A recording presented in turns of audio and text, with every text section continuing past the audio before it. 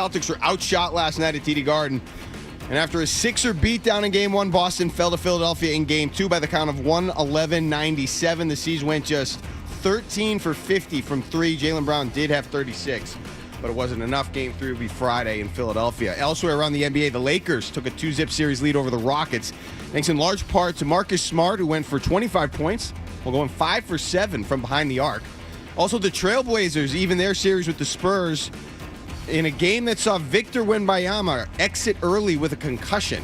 No word on his status. And the Red Sox mustered just 4 hits in a losing effort against the Yankees on Tuesday night. 4-zip the final. The two clubs will do it again tonight, 6:45. It'll be Ranger Suarez on the hill for Boston, opposite the Yankees' Max Fried. Sports Hub headlines are brought to you by DN Van Lines. Take the chance out of your move and make the sure bet with DN Van Lines, an approved mover of the Department of Defense. DNVanlines.com. I'm Mark Dondero for Boston's Home for Sports, 98.5 The Sports Hub. Next update in about 30 minutes. Are you actually coaching the game, or it's just that is? I feel so strongly about that. I can't even tell you. Boston talk sports here. What do we got? Sports. Ladies and gentlemen, I need all of you to stop what you're doing and listen. Toucher Yes, I finally shaved my nuts. and Hardy Who, me? Just hanging around. on 98.5. Fingerman, heard about you. Yeah. We're Costco guys. Of course we go shopping while eating a chicken bake. That's gross. Not a great cook, but I do cook. When I asked him about the sides, Kick them in the balls. I don't care about it, but it's not good behavior. Blaze Bailey is omitted. Toucher and Hardy we're the best friends that can be, my buddy and me. on 98.5 The Sports Hub. Let's go. That's why I was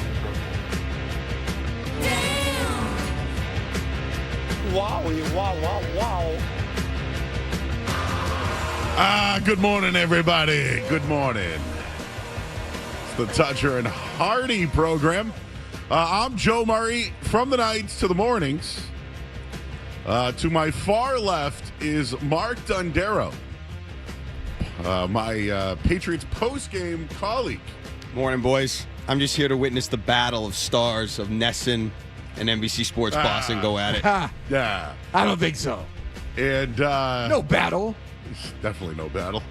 And to my left is the great author, Okay. sports writer, and host of BST on NBC Sports Boston. He's Michael Holley. What else did I miss there? Joe, this is crazy. We've passed each other in the halls. We've passed each other, passed by microphones. One microphone going off, one microphone going on. But we've never sat together and done a show. Never? We have never done a show together. So I'm awake now. Well, I'm going to bring doing it a today. show with Joe Murray. I'm excited. And the next thing I have to do is have a meal with Joe Murray, because Joe Murray, when you talk about food places in Boston, he spent a lot of time in Boston, Hyde Park, right? I grew up there, yeah. Hyde Park. So I'm a foodie myself, always in a fight to lose 5-10. I will never win that fight. So I would love to have a meal with Joe. Did you eat before the show today, Joey? I had, there was 2 Hostess little donuts. You can't start off that over guy. a week old because I've been out of the house for a week. Okay. You can't start off with that. Do you eat in the morning? I try to get something in me before a show, yeah. Yeah, I mean, especially in the morning. Did you eat today? I did.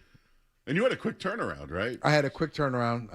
Left the studio last night. It was like, well, not bad. Yeah? I mean, it's like 11:45. I left. I got home around midnight, something like that.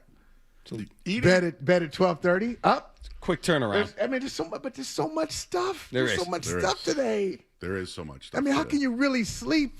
There's so much to process in the Boston sports world. It's funny. This is school vacation. I don't have kids, so I don't know anything. But it's school vacation week, so everybody's out. Everybody's off. Like, good for them. Back in the day, Mike, I know you guys probably couldn't take these days off, but being the juggernaut that the station is, kidding. This is school vacation week. A lot of people take the week off, but I didn't realize I went away over the weekend too. I didn't realize the buffet of sports with the Boston Marathon this week. You had the early Red Sox game. multiple playoff games last night. The Mike Vrabel stuff is doubling down. The draft is this week. I mean, I was already looking at Kentucky Derby odds, right? I'm already looking at that in a week or two away. So like this is the biggest sports stage I think of the year, and the NHL playoffs too. Yeah, you're trying to think of like of one thing to focus on. Is everything is there last night? Everything good, everything controversial, everything crazy last night. Even some of the good stuff, like with the Bruins last night. Yeah. Okay, 4 goals, but then the scramble at the end where you're thinking, are they going to blow this thing again? The Red Sox, Vrabel, as you said. And not only the Vrabel story, but then there's like Joe and Dondero, there's also the media part of it. So it's Vrabel speaking, but then how he spoke, where it's kind of like the sneak attack. Yep. Hey, he's not here. I mean, I don't think Reese was there, right? He was not. Okay, no Reese. No Curran, no Perry. I mean, they got like some of the big timers. Bedard? Was Callahan there? No Bedard. No Callahan. This was a ruse, Mike. This was and I said last night, and it wasn't even tongue in cheek. This is just a reminder. So a lot of these guys, they get comfortable. They get comfortable because the Patriots do a great job of making you feel comfortable. Like on certain days, hey, we're going to do our press conferences here, and we'll have some pizza. In the media room, we'll feed you, Dondero. We'll feed you. We'll take care of you. Papagino. This is a reminder. Stacey James is not your friend. He is not. He is not your friend. He's got a job to do. He's worked for the Crafts since the 90s. Yeah. So what's his interest? Protecting the Patriots, protecting the brand, protecting the Crafts. And often beat writers, you just kind of forget, hey, no. You're working around these people every day. You see them every day, and they have a nice smile. They're smiling faces. But your job is to get information that they don't want you to have sometimes. Or your job is to tell a story that they don't want you to tell, and they want to soften it. So they took advantage of the loophole yesterday. They knew exactly how it was going to go down. Some of those guys weren't going to be there. They should have been there. I understand what the team was trying to do. But come on, man. And this is why I go back to the school vacation week. And it's school vacation. And like I give like Alex Barth credit, who sent us over all the stuff that was off the record, which we'll get to. Because we were live, we took it live, but we couldn't go live. And then they asked follow-up questions while everyone's hammering the reporters for not being able to do follow-ups. Right. But they're doing them off the record, and we couldn't have any audio of it. Off the record. So I mean, embarrassing. How long have you done? You've been to press conference. How long have you covered a team? Like I know some teams do off the record stuff. I think Gerard Mayo might have done. Oh yeah, a lot of teams do it. Stuff. A lot of teams do it. I don't know if this is the space to do it though, fellas. If you talk about accountability and you talk about, hey, we're just gonna, I'll take the questions and then we're gonna move on. Well, you're gonna do it the right way. If you want to move on from the story, then just take the hits right up front, answer all the questions, and then you move on. But now there's still some unanswered questions there because you didn't really do it the right way. Mark, was there anything said not recorded that was out of whack or that was inappropriate? Anything like all the questions that were asked that weren't recorded. They asked about Diana Russini by name. Yeah. They asked about the laughable comment. And then it went right in the Keyshawn booty. It just, I feel like, why couldn't that be recorded? I know I'm hanging on the littlest thing because there's so much more to the pod. I just don't understand it. It's like when something doesn't make sense to me, Mike, I can't, like, it doesn't get out of my brain. It. Yeah. You just keep going back over it. Why'd they do that? So why didn't they just allow it to be recorded so he could comment on the laughable? And he basically said, I can't talk about that right now. So is there other things going on? Like, could there be, I'm not saying lawsuits or, I don't know, maybe there's divorce. I don't know. Yeah, I'm just bringing it up. I mean, I was shocked, not surprised, shocked at some of the commentary I heard yesterday. I was listening to the beginning of Felger and Maz, and my jaw hit the floor with some of the things that they were, in terms of how it helped the Patriots. I don't think it hurt them, but I do agree with you, Michael. I did not I did not think that was the way to go. I thought you should have answered some questions. I thought it was a little bit the sneak attack that you said. Man, I just thought it was a tough way after the way it had kind of built up over 2 weeks and had legs to do it that way and to not have some of those titans of the industry there that have covered the team for you. I just thought that was a bad look, and like you were still trying to not hide something, but dance. Well, yeah. You know, it was a little bit of a side eye from me because I thought it would have been better for Vrabel to announce when he was going to be available, take the heat, kind of own it a little bit more. I think that he didn't say anything bad. I don't think he hurt himself. I just was surprised there wasn't a little bit more. I didn't get a full vibe of accountability, not a full vibe of it. And I thought I'd get a little bit more when he did address it. He That's said all. something. So that helped. It went 2 weeks without, because the only comment before this was, that is laughable. Right. That is laughable. And there's nothing more needs to be said about it. So that was a lot different yesterday. That was a lot different than, hey, that's laughable. But I'll tell you this, just to be fair, I will say, from covering a beat, I know how beat writers think. And if I were covering this beat, I would be killing myself today. If I were on the Patriots beat, it would bother me. What do you mean? And because this is why. This is how beat writers think. Back in the day, so I was covering the Celtics. I used to go up against Steve Bulpett. Did a great job with the Boston Herald. So this is where, Herald, Globe, and my life was, okay, when's the Herald coming out? What's he have? Mm-hmm. Okay, you look at that back, you go to that back page. They used to hand out the Herald in the Globe newsroom, first edition, 11 o'clock, 11:15 p.m., and you just wait there. Okay, first edition, okay, what's he got? This is pre-internet, right? Mm-hmm. So you just have to wait for the Herald to come out. So you learn how to think the way the team thinks. You learn how to think the way your competitor thinks. And so you don't want to miss anything. You don't want to miss any press conference. I still remember, Joe, stories Bulpett beat me on. And I'm like, damn, I should have had it 20 years ago. I should have had that. How did I not get it? And so the night before, so Monday night, I'm on the air with Tom Giles. And we're talking it through. And Giles says, wait a minute. They're supposed to have two people speaking. So we don't know who the two players are. I said, Giles, do you really think Mike Vrabel would send two jamokes out there to answer questions before he says anything? Your antennas. You were Giles, sniffing it out. Giles is even better. Giles goes, all right, so one of two things is going to happen. He's either going to release some statement before they come out, but that's not satisfactory. As you say, Don Darrow, that's not satisfactory. Another statement? What's that? You're not answering questions. Or he shows up. Giles called it. And because that's how beat writers think. So if you're sitting there, and I saw what Ben Volen wrote, hey, he's blaming the Patriots. Yes, it was a sneak attack. But on the other hand, a beat writer thinks, I should have been there. You're right. Damn it, I should have been there. I should have had it. Yep.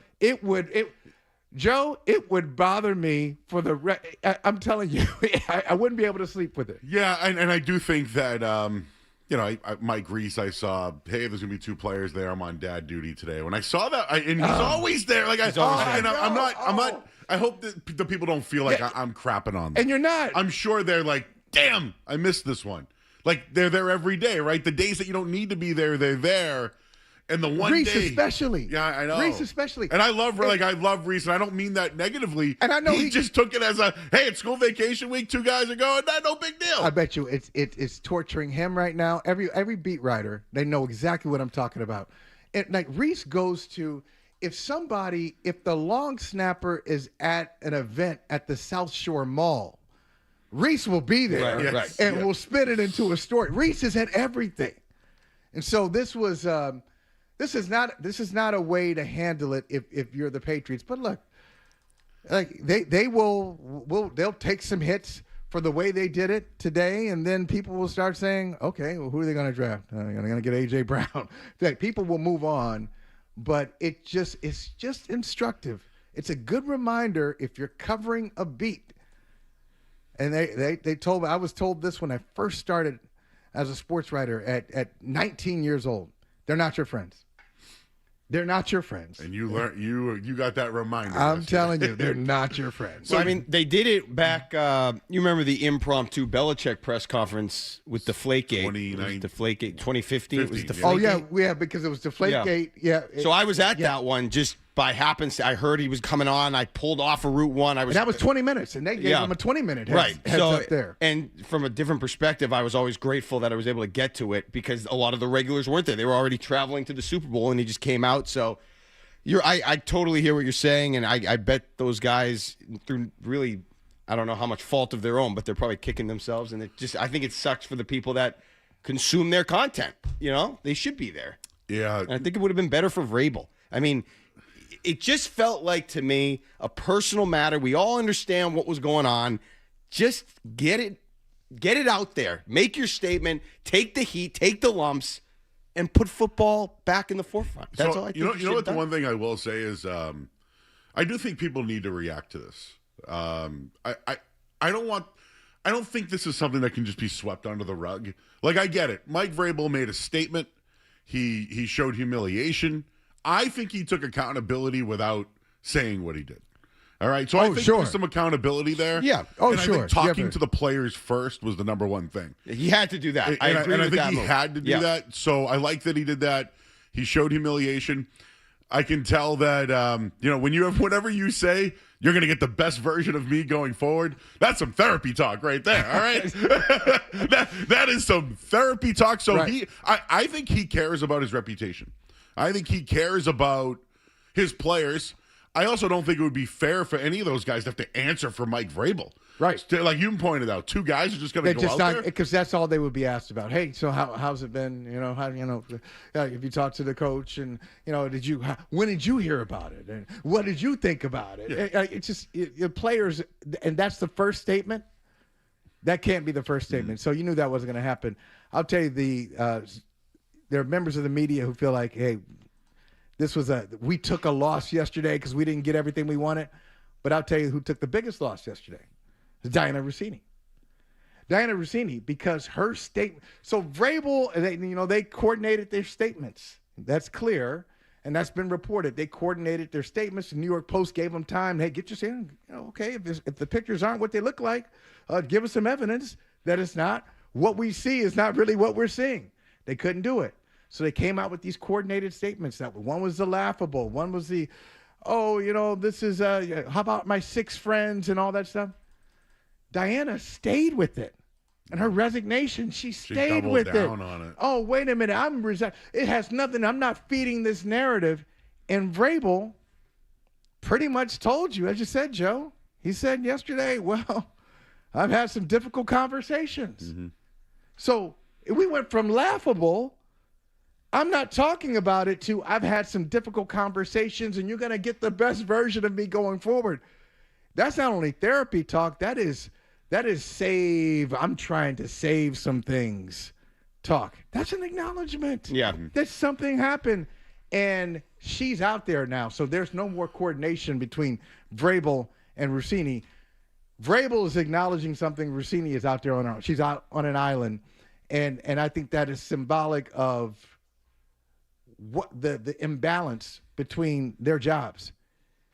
His job was not dependent on what happened. Right.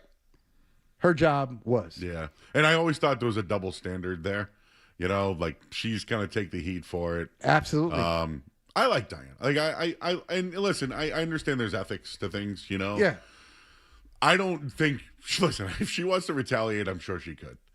I think this is something where I think they had a mutual You think respect. So? Well, Mike, I don't know. To be honest with you, I don't know. Scorned women are if you heard the saying before. Yeah. Women in Sicily are more dangerous than guns. So I'd be a little nervous, me personally, but she couldn't. But I would say she can, but she can't. Mm-hmm. Okay, so she can retaliate, but then what does she want going forward? If she wants to get back in the game somehow, to be an NFL analyst, an NFL insider somewhere, she goes and she takes down Vrabel, then okay, she gets her revenge on a personal level, but professionally it'd be really tough for her to get back on get back on that merry-go-round. I think from a Patriots perspective, Vrabel did handle things probably as well as he could have in terms of the football operation. I totally agree. Yeah, it might have been frustrating that he waited so long to come in front of the media, but he should have talked to the team first. He should have addressed the players first, and that was something that I definitely agree with. And then it just went from there. So, Mark, yeah. he had to do. Yeah. He had to talk to the team in the early days when we were just trying to process this story, and there was some debate about whether Vrabel had to talk to the team. I never thought that was a debate at all. Look, it's just like players are always told, they're always being corrected by the coaching staff. Not always in a jerky way, but it's just like, hey guys, we got to clean this up. We did this. We got to be better on third down. Hey guys, we got to do this. Hey, I see some guys kind of trickling in a little bit late. Let's just make sure we're on top of it. They're always being corrected by the coaches. Sometimes players they don't want the details. They just want to hear a coach say, "My bad. I got that one wrong." Mm-hmm. Like Belichick used to do that all the time. Belichick, in front of the team, intentionally, after calling out the players, would call out the coaching staff. Like, hey, coaches, man, we can't be calling that. We did a bad job there. Players just need to see, okay, you correct me all the time. Are you above it? Oh, you're not above it. All right, we're good. So he had to say something as vague as he didn't really need to get into the details. He needed to say something generic to the team so the team understands when he talks about accountability and protecting the team that stuff applies to him too. Yeah. Do you guys have more questions than answers now? Do you have more questions? I don't think I have more questions. Or are you fine with the statement? Because I think I'm fine with the statement. I'm fine with it. And I'm not ready to just say, all right, let's go play football. Like, yeah. I think this is like the next kid who gets drafted, right? First round pick, Cassius Howell, whatever. Yeah. Hey, so what do you think about your coach? That's gonna suck. I'm just saying it's not going anywhere. The next news story, the next news cycle probably will pop up, and it will kind of go by the wayside. But it is funny. Like we were taking calls when it happened live yesterday, and there are people now taking sides on how they feel about Mike Vrabel. And it's like, I always remember the laundry. People always root for the laundry. They will. Yeah. So I know if you can have whatever thought you want, and you can call in today at 617-779-0985. We're also on YouTube. I see a bunch of people already in there. Normally in this segment, guys, they usually talk about nothing. Yeah. I'm glad we hit this one right on. And there's more we can get into it. If we want to read the whole thing, we can do all that. We'll do that in the second hour. But I feel better about it, like that he came out and talked. I just have a lot more questions. I want to know what the questions are. I want to know. Sure, I'll be happy. Because not to minimize it, it was allegedly, it looks like it was an affair. It's not like it hasn't happened in pro sports anymore. I think you could have just admitted it and moved on. Yeah, and I don't think anyone should lose their job for that. No. I don't. And how about her? Do you think she should have lost hers? Yeah. Because in double standard. Because of the field that she's in. How is she obtaining the information? Yeah. Mike, you had to beat Steve Bulpett all those times, right? Yeah. Were you going? He got some. I still got some. I got some scars from him though too. But you know what I'm saying? Give me a Celtics player that you covered. Who is it? Vitaly Potampeko? Vitaly, Antoine Walker. Okay, so it was Paul Pierce. That version of the Celtics. I just wanted to get a feel for the time frame. Yeah, Pierce, Barrows, Dana. All those guys. Sherman Douglas, D. Brown. No, Sherm was on the way out. Were you there for the Milt Palacio game winner? I had just moved over. I started writing columns. Then. Okay. Yeah, Miracle Milt. Yeah. Hey, when'd you do it? Your dreadlocks? I had them in a bag, Joe. I had them in a bag for a little bit. You should sell those at one of your card shows. Yeah, Michael Holly dreadlocks. Yeah. But that was years ago. Now, how long ago was it? I had them for about 7 years. And what really surprised me, fellas, was that, all right, so I just didn't think the whole thing through. I didn't think it through. So I just got dreads. And I liked when they were in that short, spiky stage, just kind of sticking up. I was like, oh, that's a good look. Then they got long. I was like, well, I never really thought about them getting long. So I decided, I'm going to trim them. I'm just going to give them a little trim. Then they came back ferociously long after the trim. It's almost like, oh, thank you. And I was like, oh, I can't do this. I just can't have I can't have my hair this long. In the summer, it'd be hot. Mm-hmm. So I just cut them off. And that was like probably, I cut them off like 20-something years ago. It was like 20. Yeah, it's like 22 years ago. I remember the caricature of you in the Globe, that the dreadlocks. Yeah, the caricature. The first one was the spiky one. Okay. And then I remember that one. Then they said, we got to update it. And then that was the long one. I was like, all right. All right. That's enough of that. I would like to talk more about this. Adam is up my ass about the clock. And I'm sorry, Adam. I apologize. Who's Adam? I apologize, Adam, but I am You mean not 12? No, that's okay. I will help you out this morning. Thank you. Because it tends to happen. When you're at night alone, it's just you and the crowd. It's just you and the people. So sometimes I lose track of that little thing up there, that big thing that's staring at us. Hey, man, that's a skill to be talking alone and not even thinking about the clock. You're just that comfortable. A lot of people can't do that. The first time I was on with Michael, Zoe made a comment. We got to go. It was Zoe, the clock. The clock. Zoe's he's primed on the clock. I couldn't believe it. All right, we got to hit the break. Hey, feel free to call in 617-779-0985. And hey, a bunch of stuff happened last night. We got that next for you here on the Sports Hub. You're listening to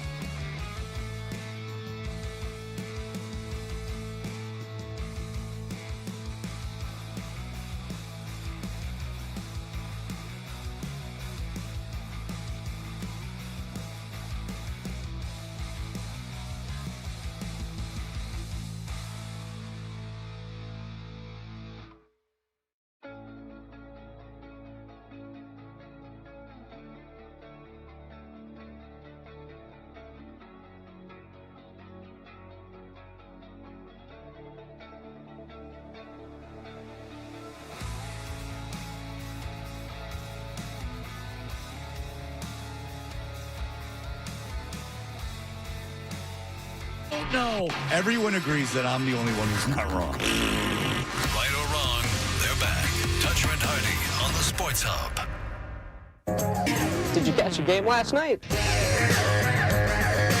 All right, what happened last night is presented by Leonard Hair Transplant Associates, where your hair doesn't have to be a game of what happened. I ask that every day. So change your lettuce and change your life with Dr. Matthew Lopresti at 1-800-GET-HAIR. What happened last night, Mark? Well, the Bruins bouncing back after a disappointing outcome in Game 1. They got off to a lead thanks to Victor Arvidsson. And then, Morgan Geekie tried to dump the puck into the offensive zone. Here's Jean-Carlos Stanton in the throes of a 1-for-21 slump. Nope. Hold on, I'm new to this. We'll figure it out. That one was also. Hold on, let me try this. Yeah, that was Nope, hold on. 439 feet. Yeah. Let me try this one. Hold on. Have you ever scored a goal like that before? No. I don't think I ever will again. Just try to dump it in. Hold on. Let's do this first. Keeps it loose for Geekie coming toward the red line. He'll backhand a floater. That goes in! Are you kidding me? Geekie with a backhand floater toward Luke. Okay, now let's listen to it. Scored a goal like that before? No. I don't think I ever will again. Just try to dump it in and got a lucky bounce, and it's nice to see it go in. Nice to see that go in. That was, I think somebody was it on the broadcast, they referred to it as an E1, and I agreed with that assessment. Not even a shot. No. It wasn't a shot. And so when you say that, if you're geeky to say, hey, nice to see that go in, I don't think it'll happen again. No, it's not going to happen again in Buffalo because I think we've seen the last of them. I think we've seen the last. Uka? Oh, yeah. Uka? I don't think so. I think they're going to put him back in. You think they'll put him back in for game 3? I think they're going to put him back in. Really? Oh, that'd be controversial for the coach. Lyon was a good backup. Yeah, and he was hurt. Wasn't he hurt at the end of the year and he missed some games? Okay, yeah. So maybe. Yeah, I mean, you just can't. I don't think Geekie was looking at the puck. I think he was skating to the bench. He dumped it for a line change. Trying to get a change. He saw the bench erupt. He was like, what are you doing? That is one that one gets by you. Like, how focused are you? You know, like how that. I know it was the knuckle puck, if you want to call it that. You're not paying attention if you let. You can't let that happen. He said he was trying to play it on the before the bounce and just messed it up. I guess. Arvidsson had the first goal, and then he had an absolute snipe to make it 4-0. We can try this. McAvoy to Aspero coming behind the net. Middlestat directs it ahead. 2-on-1. Arvidsson and Zaka. Arvidsson left circle. Scores! Arvidsson ripped it just inside the far post and in. Bruins make it 4-0. 16 seconds into the third. That was good. So the 4-goal lead, very hard to keep. Well, I mean, I wasn't as nervous as some people. I think that was a safe one. 4-0, third period. You weren't nervous at that point. No. But then when they scored 2 goals, they were like on a goal a minute pace. Yeah. Late in the third period, you started to get a little. I was going to play. I was still playing the odds though, and I did not think that. If they had, I wasn't going to go there. If they were one away from one away, yeah. Then you start to say what's happening. But it's interesting. Like, back to that geeky thing, the geeky goal. It was almost like the hockey gods evening things out because in game 1, remember at the end of the first period, he's got an open net right in front of him. Geeky does, and he doesn't. He doesn't realize the net is wide open, and he had made up his mind he was going to pass it. I think who was in the crease then? He passed it instead of taking the shot at the open net. He just turned down a goal. So he should have had a goal there. He shouldn't have had a goal yesterday. So it kind of even. Yeah, but that wasn't puck luck. That was just a stupid decision. That was just crazy. And the other thing is, like, when you look at it, if the Bruins have had the opportunity, they had the ability to go out 4-zip on Buffalo in the third period, 2-zip on Buffalo with about 52 minutes into game 1. It makes you wonder, okay, is this really a 1-1 series, anybody's series, or has Boston proven we got this? We figured we know how to handle this team. And look, it didn't always translate. Well, they went 3 out of 4 in the regular season. Yep. Went 3 out of 4 in the regular season against Buffalo. They blew game 1. They handled game 2.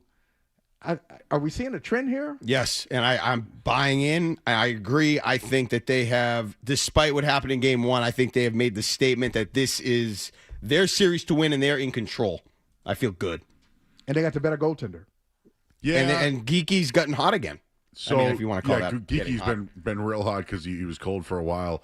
The second line, the Middlestat, Arvidsson, Zacha line, has carried the team for about a month now. It's not saying Pasternak's been bad or whatever. It's just, he's part of some of their problems that they have too. I think Pastrnak. But the first line scored a couple goals in game one, and then they blew a couple breakaway opportunities. I mean, had it. So if you're getting those first two lines doing what they're doing, and Swayman playing like that, that's a real good place to be. And I'll take the L, guys. I thought that they should have traded Arvidsson at the deadline, just because he's unrestricted free agent. He's 31 years old. I was wrong. I'll take the L. I'm accountable for that, and I'll be a better version of myself. The best version of yourself. Exactly. Going forward. But I want to give Sweeney credit for that one because they kept it together, and then Zacha took off. Remember, he missed the Olympic break. He was with the team and then had to come back. But since then, he was a 30-goal scorer. Arvidsson's been lighting the lamp. Middlestat's been really good. I'm not a big fan of him, but he's been really good. They've been carrying the way, and there was a couple of things in the game that I think is worth mentioning. McAvoy had a little bit of a I'm going to call it low and dirty. I'll say low more than dirty. Yeah. Was it dirty? Yeah. I guess was the hit dirty? Yeah. Did you see it, Mark? It was like a low box up. Yeah, you saw me on the YouTube. I said to Felger last night, I said, okay, just look at that and tell me who it reminds you of. And we both said it. It was Brad Marchand. That's a Brad Marchand play all the way. So, and now that Marchand is not a Bruin, you can look at it with a little bit more objectivity and say he's a habitual line stepper. Okay. Oh, yeah. That was right up on the line. I think, and that's so two things, Joe. One, it's unnecessary. It was. You're up 4-0. It was unnecessary. Yeah, okay. And it caused a lot of stuff in that game. At the very least, it's unnecessary. And then if you look at it, if it's just two players and you're looking at and your team's not involved, you go, yeah, man, that's a little dirty. Yeah. I mean, when he got called for a penalty on that play, did he get called for tripping? I think if he got called, when you trip somebody with a body part, I feel like that's always dirty. Ulf Samuelsson, something like that. It's just it was like a low box out. Well, he was trying to masquerade like he was like a hip check, but it wasn't a hip check. It was just not a hip check. He cut him in half. Yeah.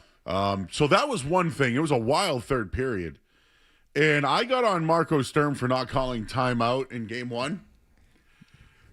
I've never seen this before. Yeah, go ahead, say it. This is great. Jeremy Swayman called timeout after the second goal. He called timeout himself. That is such a Jeremy Swayman thing to do. No, but I think he was right, dude. I think he's right. I agree. You don't think you should have done it? No, I didn't say that. I just never heard of that. And if I was going to hear of a goalie doing that, it would be Jeremy Swayman. I'm not saying he was wrong. I actually think Swayman was like, no. I actually would love if I could be on the beat because I'm not a reporter by any means. But, hey, Marco, did you tell Jeremy Swayman to do that if that happens? And Marco would say, hell no. Hell no. I wouldn't have to tell him to do it because I would have done it myself. But I think it was a good call from Swayman last night. But then it makes you wonder, going back, game one is over. You already blew that lead. But should it have happened in game one? Should that have happened? I think so. It's my take. Sturm said no. He liked the way they were playing. I got one on the Celtics last night too. They should have called the timeout at one point. But just sticking with the Bruins, sometimes to halt momentum, you got to call a timeout. And Sturm called the timeout with 20 seconds left, trying to get the extra man on. So maybe that was his philosophy. He would have looked smart if he did that, right? So I think it's just so funny. That was wild. I haven't seen it either. Never. And somebody. It was a good move. I mean, why after game one take the chance? Just break the momentum. It's a good move. He could see chaos breaking out in front of him, and he was like, "Okay, we can't do this again." And there were shades of it. I'm sure that Buffalo crowd was thinking, hey, we got one. We got one in game one. We'll do this again. We're going to get them. Yeah. We're going to get them disoriented. They've lost their poise. We can get them again. And I actually did. I don't know, but Don Darryl, you said you were confident. I was like, are these guys about to blow this thing again? But speaking of the Buffalo crowd, I'll just say, this is why people say that NHL, the playoff hockey, there's nothing like it. That crowd, I don't know if this is just 14 years of frustration. That crowd is unbelievable. The energy, it's almost like a World Cup soccer crowd where they love soccer. I'm not talking about a U.S. World Cup soccer crowd. I'm talking about Brazil or like somewhere like they like live Hooligan City, that kind of thing. They live and die like Premier League. This crowd is off the charts. See Josh Allen banging the drum. You know, I had respect. What jersey was he wearing? Was that the old school, or do they still wear that jersey, the Sabres? It looked like a old school Dominic Hasek. Yeah. I think the Bruins have the leverage in the series. I'm going to look up the odds, actually. Yeah. Because the Bruins are we're the best team at home in the NHL this year. And now they're coming back home. They've been in control of both games. I mean, how could you say otherwise? I think there should be expectations for the Bruins to win this series. Yeah. They won 3 of 4 in the regular season. Right. They're not overmatched. I still think Buffalo's better, though. Like Tage Thompson might be the best player in the series so far. We'll find out. Okay. Buffalo has before the series, I would say Buffalo's better, and everybody else has said it too. I've been combing all these websites. I'm like, I want to see how many people are picking the Bruins. NHL.com, TSN, going all over. So I found 2 people. Okay. Like, go all these websites. 2 people who picked the Bruins. Emily Benjamin, who used to work at the Boston Globe and now works for NHL.com, and Fluto. Those are the only people who picked, before the series, they're the only people who picked the Bruins to win it. And I understand what they're saying. Buffalo has more depth. They're explosive, all this stuff. But if you look at the series now, yeah, they got more depth. But now you look at their goaltending questions and how the Bruins have dealt with them. Yeah, I'd say the Bruins right now. Okay, who's the better team? The Bruins are. The Bruins match up better. Oh, maybe Buffalo's a better team in a vacuum. The Bruins match up better with the Sabres. And so I'd say it's a 7-game series. I could say, or 6, maybe in a 6-game series. Bruins in 6. Joe, Bruins in 6. Put my money on it. I'm good for it. If you're the Bruins, would you rather see Lyon in there in Game 3? No. Really? No. See, okay. Yeah, you think you would you think the Bruins would rather see? I'm just wondering because we've seen in hockey before they put in the new goalie and all of a sudden that goalie catches fire and you can ride it. So I'm just wondering. It's nice that you knocked out the starter. No, I want if I'm the Bruins, I don't want the Sabres to make a change. Okay, yeah, I agree with that. I mean, this guy gave up a goal when he was trying to score. I don't like making the move, but you might have to in this situation. Sabres are still favorites. Bruins plus 125 right now. Ooh. It was 150. So we got to hit the break. What else happened last night? The Celtics. We got some stuff. Oof. Yeah. Yeah. Oof. We'll have more coming up next here on 98.5 The Sports Hub headlines. The Bruins responded emphatically.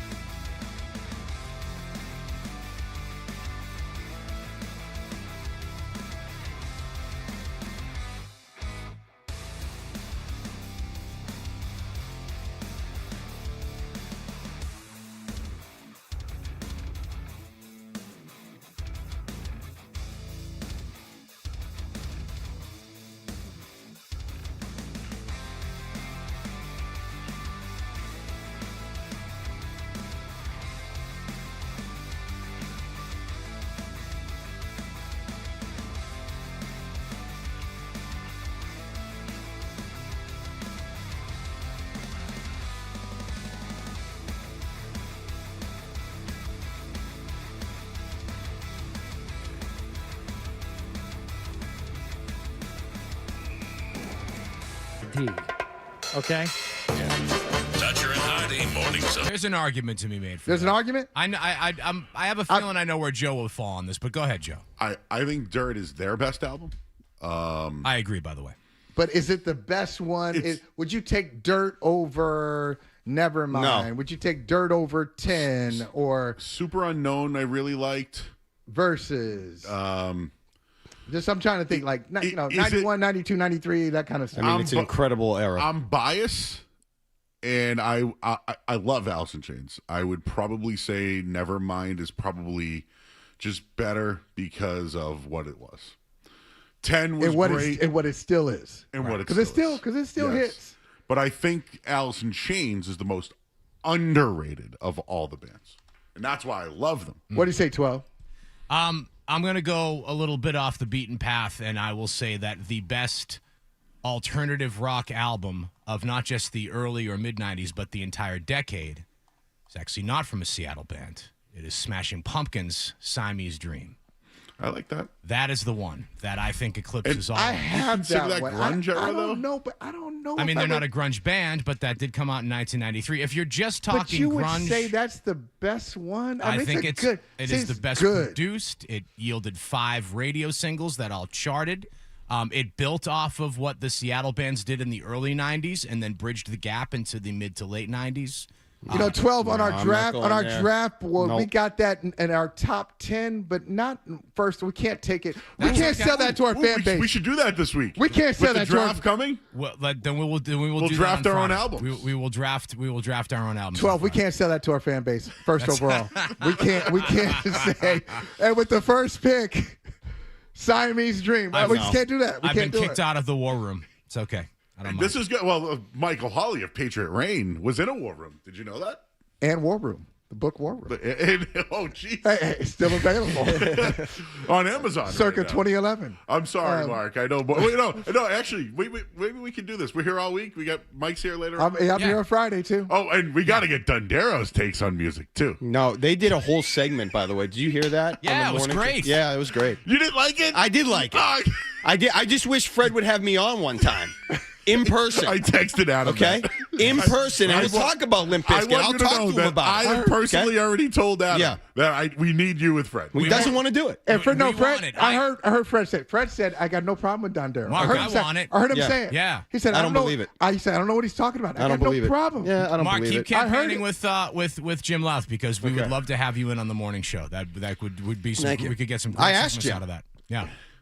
Yeah. After we had that show that day, let's just say that people listen to us on Sundays. You never know what happens, Mike, on a Sunday.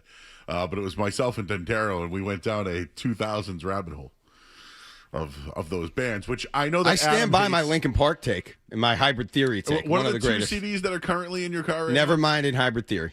They just say in my car. You still have CDs? They're in my car. You have a CD player in your car? There is one in the car, yeah. It's a 2019 Nissan. I'm so jealous. Yeah. I would. Sometimes I'll put it on just to make a point. I would like to have. I don't have one. Yeah. I don't have put them in I covers wish I anymore. could, pop the old thing open and right underneath. Put it in there. The 6 Oh, you know. Remember Well, I was that going to in say, the trunk? Joe had the. I had Joe a Murray system, had dude. the system I with had the a CD system. changer in the trunk. I had a subwoofer. I bet you I did. had it all. You can hear yeah, Joey you can hear me coming. coming Yep. down the street, bro. I was like Big Worm. From a distance. Nice. By the way, You heard him before you saw him, Michael. Yep. by the way, did you see the Chris Tucker's kid and Ice Cube's kid did a thing called Thursday? And the guy that played Devo was, what's his name there? He's an Old Spice commercial guy. Terry Crews. Terry Crews. Terry Crews. It was kind of, if you haven't seen it, it's pretty good. Anyways, I know we're up against it. I was but- going to say, why don't we do this, Joe? Why don't we break here and we'll come back and we can get into Celtics, maybe a Yes. little bit of Red Sox, and we can move some other things All around. right, let's Does do that it. make sense? You know what? It's your show. We're just here. It's not my show, It is your but I'm show. producing the show. It's and, Ryan's show. It's looking Nick's at the show time, as well. so we'll take a break, come back with it. All right, we have Mark Dondero, Michael Hawley. I'm Joe Murray, 98.5 The Sports Hub. You're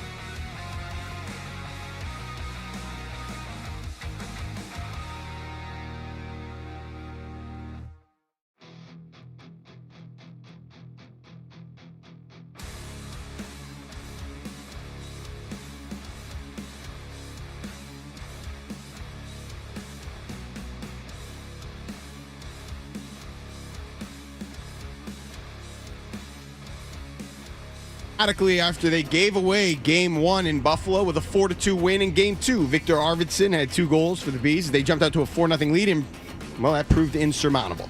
The series is now tied at 1 game apiece. Game 3 set for Thursday night back in Boston. The Celtics were outshot last night at TD Garden after a Sixer beatdown in Game 1.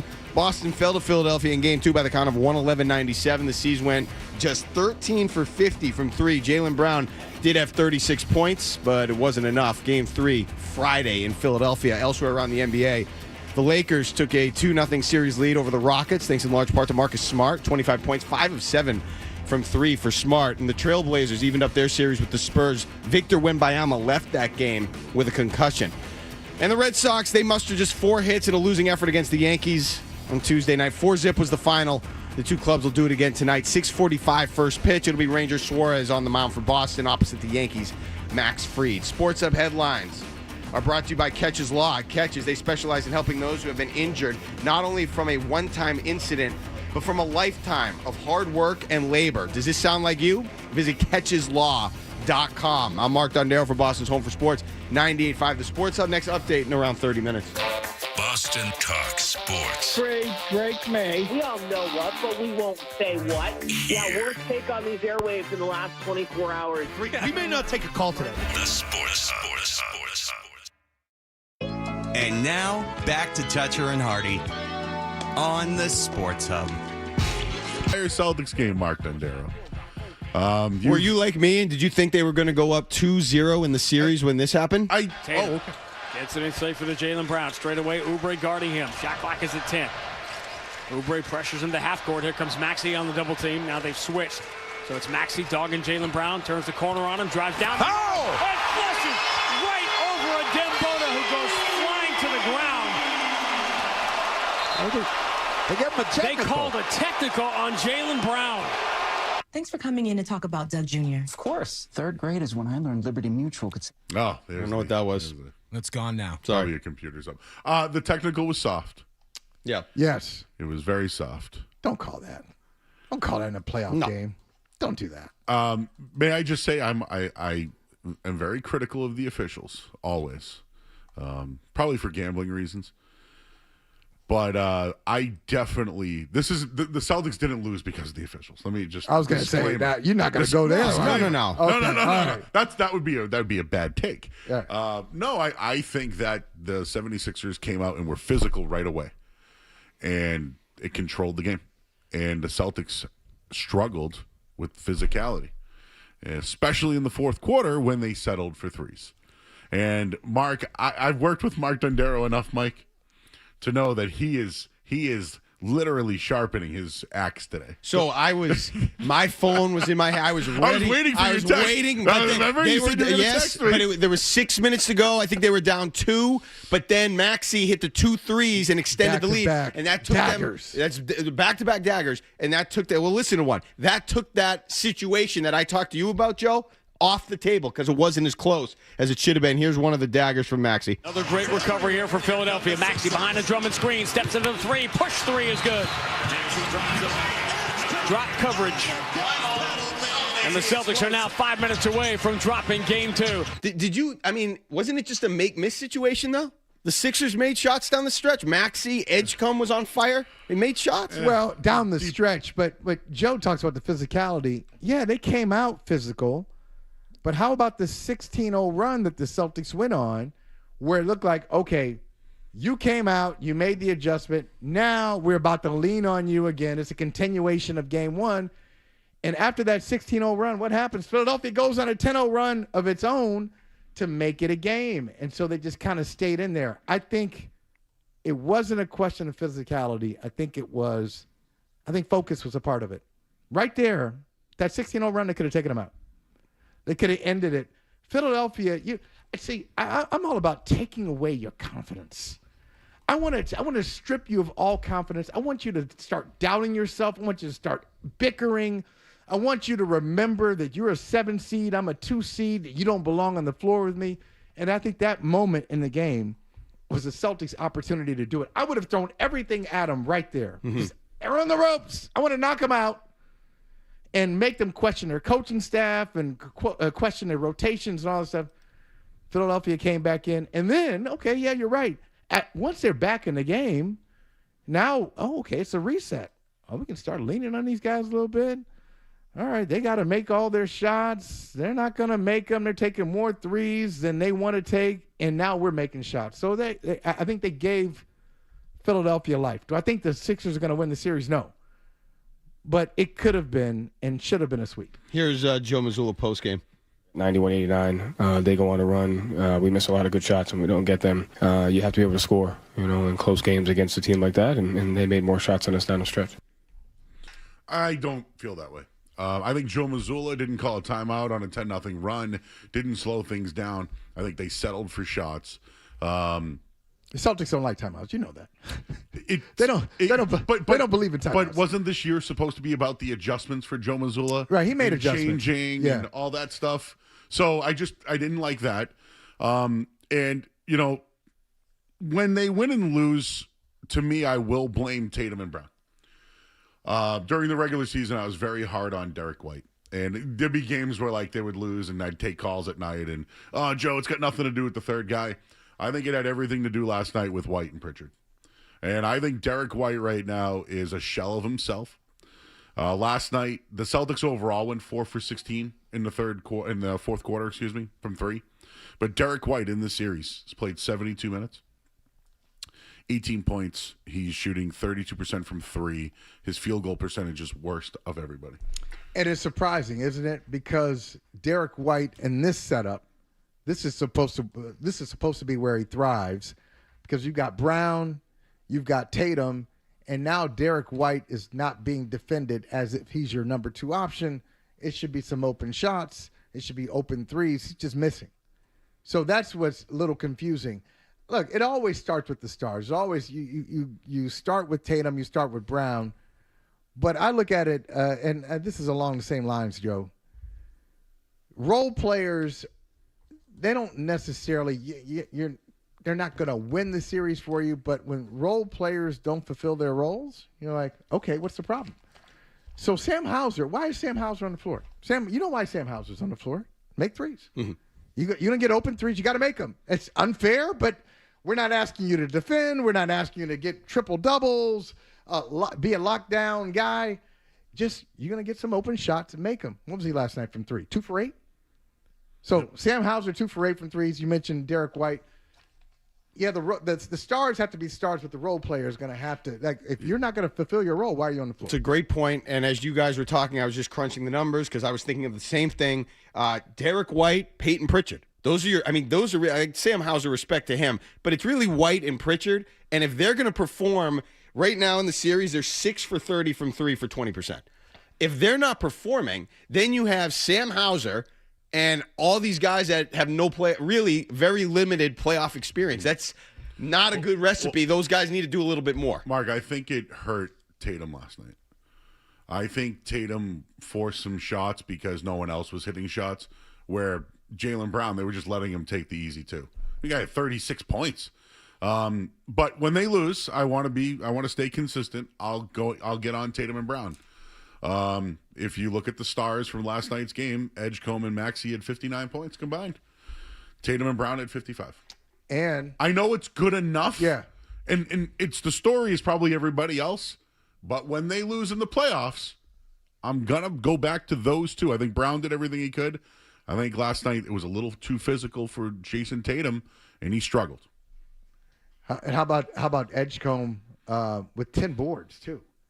This guy's giving you 30 and 10. Left the game for a bit, too. It's almost like going back to that first game where he comes into the NBA and you're like, what the hell? 37 points? VJ Edgecombe, I thought he was good at Baylor. I didn't think he was this good. Yeah.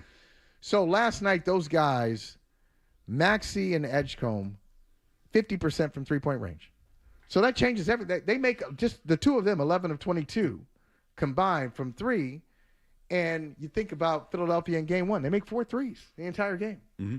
So on one hand, you can't give that up. On the other hand, is that really sustainable? See, that's why I don't think Philadelphia can do that. They're not built that way. It took Maxey 28 shots. I think it was 11 of 28 last night. It took him 28 shots to get his points. Edgecombe, threw up 20 shots. I don't think they can do that. I don't think the Sixers can do that. I don't think the Celtics will allow them to beat them. I just don't think that's going to happen. So I still got the Celtics winning this series in 5 games, but I had the Celtics in 4. Mm-hmm. It should have been Celtics in 4. This is Jaylen Brown postgame. Mentality like heading into Game 3, knowing how intense that environment is in Philadelphia. It's just the playoffs. Welcome to the playoffs. We just got to be ready to go. I've played in series that have gone similar, but you just can't take nothing for granted. So we got to be ready to go next game. I'm not concerned about the loss. I mean, it wasn't good. You'd like for them to make more threes. I don't like what you just said, Pritchard and White's production from beyond the arc, but when you're a volume 3-point shooting team, these are the things that happen. I'd be much more concerned if it was a back and forth single-digit game down the stretch under 4 minutes to go in the fourth quarter, and they found a way to lose because Jason Tatum wasn't making field goals down the stretch. But Don Darrell, I got a little PTSD. Yep. Because they took 50. Yeah, the 53s is my They took 53s last night. And they made 25%, 26%? They averaged 42 in the regular season, 42 and change. And they only shot 30-something in Game 1. That's why you mentioned PTSD. This is why I think the Celtics, people don't like when I use this term, Mike. I think they are frontrunners. I think that's how they win. I think last night the team was physical against them, and they stopped playing defense. And I think their calling card is their defense. And in Game 1, they played defense, and it led to their offense. But last night, the technical early on, I think Brown had to ease up a bit because he had the one technical. Sure. So when his demeanor went down, I think everyone else's did. Then the shots weren't going down. They were playing more physical and hitting their shots. The Celtics would come back and chip. And then they'd, be more physical and then hit their shots in a row. I just think that's the blueprint to beat the Celtics, is to be physical and force them to make shots. And that's exactly what happened last night. But I do give the 76ers credit. After the game, on postgame, on Peacock, which was horrible. No offense to no offense taken. To any NBC employee. No offense taken. I can't stand that broadcast. But Edgecombe and Maxey talked after the game, and Edgecombe was like, I went 0 for 6, but it was Maxey who kept telling me to keep shooting because Maxey was getting into the paint and knew he had to kick it out to somebody and just kept he actually gave him the confidence, and he credited him after the game. Well, Joe and Don Darrell, I'll say it this way. And if you're right, if the physicality of the Sixers bothered the Celtics, then that's the bigger story. The story is not the series. It's not the series. It's Philadelphia's physicality should not be bothering you. Because I can think of, off the top of my head, I can think of a half dozen teams in the league who are a lot more physical than the Philadelphia 76ers. Mm-hmm. I mean, if you think about their best players, so Maxey, I think offensive guru, speed demon, speed merchant, but not physical. And Kelly Oubre, I think of him as like a more bark than bite. He had a couple physical finishes at the rim last night. Throw a little Kelly Oubre. Yeah, but I think gentle elbow and laid it in. But I think he's a performative physical player. Sure. It's not. In other words, they're just not. This is. You're gonna if you're gonna win a championship or even get to the NBA Finals. He's not Lou Dort. You're gonna face a lot of teams that can outdo the Sixers easily in their sleep with physicality, including Orlando, the 8 seed. Mm-hmm. The 8 seed is more physical than the Sixers. So I hope that's not the case, because if that's the case, they're not going to make the finals. I didn't see that as the big problem last night. I didn't look at that game and say they're just getting their tails whooped physically. I just think they missed shots. Pistons are more physical. The Knicks are more physical than the Sixers. So the Sixers shouldn't bother you. You should be able to slice through them. And I expect that to happen. I think, after Game 3, what's going to happen. We'll be talking about it. Celtics are back. They won, they won by 25 in Philadelphia or something like that, or won comfortably in Philadelphia. They'll win the series. Yeah. Mark, I've worked with you enough where I didn't expect that from you today. To say they just missed shots. Yeah. I wasn't expecting that. What did you think I was going to say? The close game thing? I mean, I thought 2 points. It was going back and forth. There were big swings. 2 points with 6 minutes to go doesn't qualify. That's why I didn't text you. Yeah, I thought they settled for bad shots. And, well, I mean, to that point, Joe Mazzulla is going to tell you they missed shots, too. And even some of the threes Jaylen Brown made down the stretch, I didn't think were great shots. He was hanging in the air. He got it to go, but it's including one where he gets it to go and he's still saying, yeah. He fouled me. He got me. He was fouled. Oh, by the way, do you feel, again, the refs, I'm bringing them back up. I feel as though maybe like Keita doesn't get calls because he's Keita. Like I felt like there was some of those things last night. There were times where I thought Tatum was getting smacked and they weren't calling it. And he was complaining about it like he has in the past. They weren't getting the calls and they couldn't get over it. Brown did a lot of complaining. He was a lot of talking. Yeah. See, I'm on the fence with this because I like playoff. I love the playoffs in all sports, but I love playoff basketball where you don't call. See, this is what I want the officials to do. I want them to allow some pushing and a little shoving and physical play. I like that, but if a guy goes to the basket and you just hit him on his head or you hit him on his arm, I want you to call it. So if you're looking for a regular season call, if you get just a little bit of contact and you don't get the call, all right, just keep playing. Play on. They're not going to call it for you, but ideally, a good officiating staff, they're not going to call it for you, but you'll be able to get away with it on the other end as well. All right. The only other thing I was going to play here was the Red Sox played last night. They played the Yankees. And listen to this. Sox. So I'm going to, if people don't know, when the ball goes over the wall, well, let's listen to this. This is what this is. It's called a home run. Listen Here's to Sean Carlos in the throes of a 1-for-21 slump where he struck out 9 times. High fly ball left field. Anthony turning, looking. See ya. Do you believe in do? So Stanton was a nemesis last night, and the Red Sox mustered up 4 hits. Bad approach, just bad offense. I love the setup, too. Stanton, he's in a slump. What was it, 1-for-21, 9 strikeouts, and then you just hear that. Could you play that again? Just the... Nice I've had some difficult conversations with people that I care about, my family. Sorry. That's always on the table. That's always a subtext in a conversation. That's the next segment. That was perfect. Yeah, I don't know what happened here. It's always there, so I'm glad you played that one. In the throes of a 1-for-21 slump where he struck out 9 times. High fly ball left field. What was that? Didn't they call that fourth? Is that 439? Was that the same? 439. That's 439 to left. To left Off field. The light tower. Manny Ramirez-esque. I mean, beyond. Yeah. You don't have. I mean, the wall is whatever they list the wall at. I think I mentioned this before. Dan Shaughnessy years ago, one of the best columns he did. He snuck into Fenway. He measured from home to left field just to prove that the numbers are wrong. So they say it was like, 310, 320, whatever it is. He was like, it's 2-something. Really? It's like 299 or whatever it was. Wow. So, or barely 300. So it's barely 300 to the wall. And that was 439. So just think about that. Just think about how he just knocked that. Did I hit the cask? He knocked the hell out of the baseball. Cask? Wow, that's it's very far. Look, the Red Sox, I think their brand is broken, and this is what I mean. Because of the narrative surrounding the team every year, even if it looks good on paper and people give them the benefit of the doubt going into the season, the lineup looks good. The pitching staff is improved.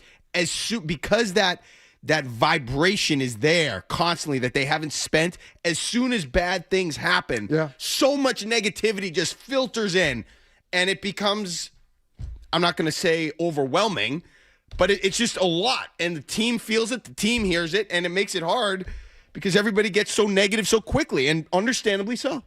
Yeah, Connolly early actually pitched good enough to get a win. Or put his team in a win. The Red Sox have scored 2 or fewer runs in 4 of their last 5 games. 5 of their last 7 games, they've scored 2 or fewer runs. They're ranked 24th in runs, 28th in OPS, and they're last in homers with 13. Here's the crazy thing, Joe. How are they 24th in runs? So how are there? How are there 6? They're 20. Yeah, there's 24. How are there 6 teams worse? Yeah, I know. That's what I want to know. How are there 6 teams worse than the Red Sox? You know who's coming up next for the Yankees? Fried and our buddy Schlittler. You gotta be careful when I say that. I know. I went all the way there last year in the playoffs. I just the last shutout. I'm not even going to try to say it.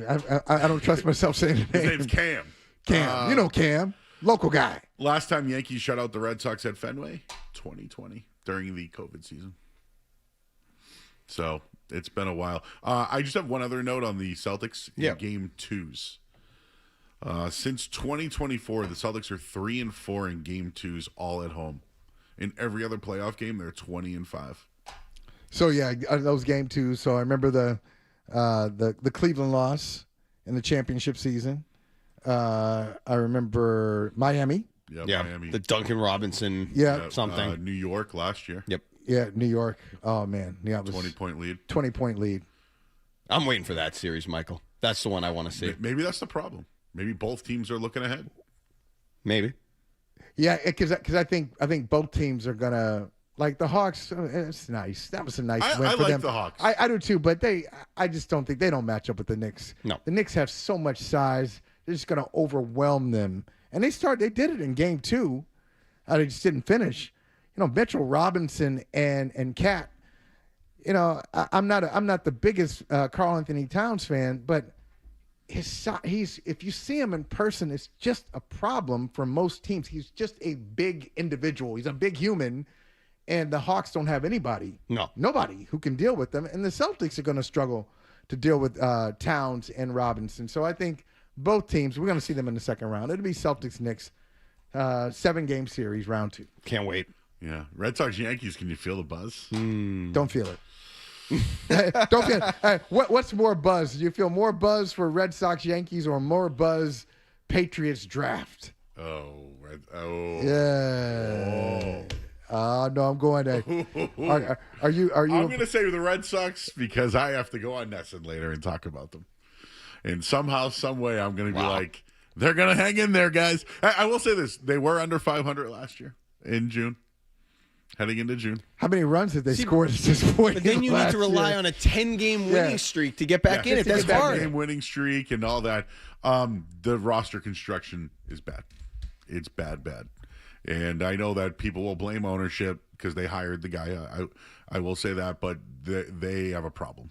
And I don't know if they should get to it sooner and let it play. I don't know. If I'm John Henry, again, sent me a Christmas card this year. Thank you, sir. Didn't get mine, John. Didn't get it. Not looking for it, but didn't get it. I think that they probably should do something sooner than later. And I think he's an impulsive guy. And who, John Henry? I think if he hears the noise, which they were there. I don't think John, so? No. I don't think Come on. You think they would wait this out? Yeah, I don't think John Henry hears it. I don't think he's listening to the noise. Who cares about the noise? He doesn't care about the noise. Nope, not listening to it. That's right. Okay, all right. We'll hold that one. We'll bookmark that for later. We're going to take a break. Are we doing in or out? What are we doing? I don't know what's going on. No, we're going to do Vrabel Russini. More Vrabel. Yeah. All right. We'll do that next here on 98.5 The Sports Hub. More Toucher and Hardy next on The Sports Hub. What's up, guys? It's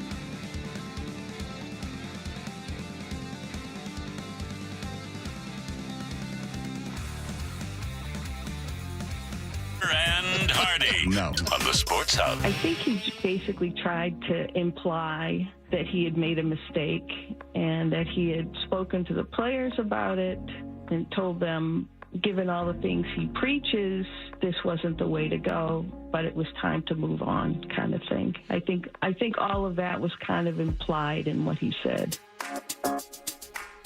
All right, back here on Toucher and Hardy. The guys are out. No Wallach either. I know you go way back with Wallach, Mike. Way back. Oh, yeah? Way back. Oh, yeah. Way back in when I called him John Wallace. I remember that. I remember you would call James Stewart Big Game James. Big Game James. That's right. That's why he'd always come up with these. This is when all the championships started to happen. He would always come up with some championship montage as a producer, no matter what the sport. Whenever the games got bigger, the games got more important, he would rise to the occasion. That's right. That's what we do here. That's why it's a legacy you want to leave. That's why they brought us in today. Yeah, that's right. You rise to the occasion. And we got Mike O'Holly here from NBC Sports Boston. Mark Dundero as well. The regular guys are in the back. I see Ryan Beaton back there. You queuing up anything? You brewing something for us? Always. Ryan's always planning something. We can work on something. All right. I'll never forget the day I first heard Ryan speak, and he was buying a Christmas tree. And he put it on his little Toyota Corolla Camry or whatever that you have. My dad's friend texted me that you were talking about this on the air like a month ago. I was. Because, Ryan, you don't speak much, so I'm glad that they put a microphone in front of you. All right, we can get into more. This calls. You guys want to take some calls? I'm sorry that I have not. I'm sorry that I have not taken the calls from the people. Let's talk to Mike. He's in Webster. What's up, Mike? Morning, guys. How you doing today? Morning. Hey, Mike. So demoralizing watching the Red Sox. I've never seen a team take so many strikes right down the middle. And I just don't know why, because of their lack of hitting, they don't be more aggressive at the plate. It almost seems like probably 75% of the batters take the fast first pitch fastball right down the middle. Why don't they be more aggressive? I don't understand it. And with the batting going the way it's going, I would just I'd fire the batting coaches. They look terrible up there. You know, the pitchers are doing their best to try to keep them in the game, but the hitting is just terrible. So it's funny it's funny he brought that up, because part of the narrative coming out of last night was that Heel doesn't throw a lot of strikes. He's not in the zone very much, and they were aggressive, but they were aggressive on the wrong pitches. I mean, they just can't get out of their own way. Exactly. But I want to ask you guys this, though. I want to ask you guys, out of all the sub-200 Red Sox, whether it's Jarren Duran, whether it's Durbin, Trevor Story, is Meyer over 200 yet? He's getting ruined. Okay. Who's the guy when Mike from Webster 196, Meyer. All right. When Mike from Webster says, hey, why are you sitting there looking at that first pitch fastball? Who's the guy that you think is about to explode into like 245? Who's got to get like 250? I don't even know, because last year, Joe, you said last year, hey, they got hot, but Trevor Story got hot last year. That was a big part of it. I don't see that 2 years in a row.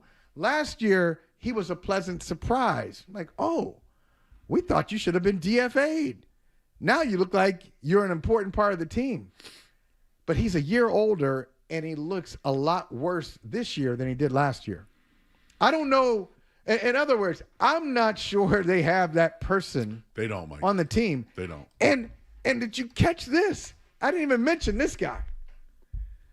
We all talked about him. He's the next star.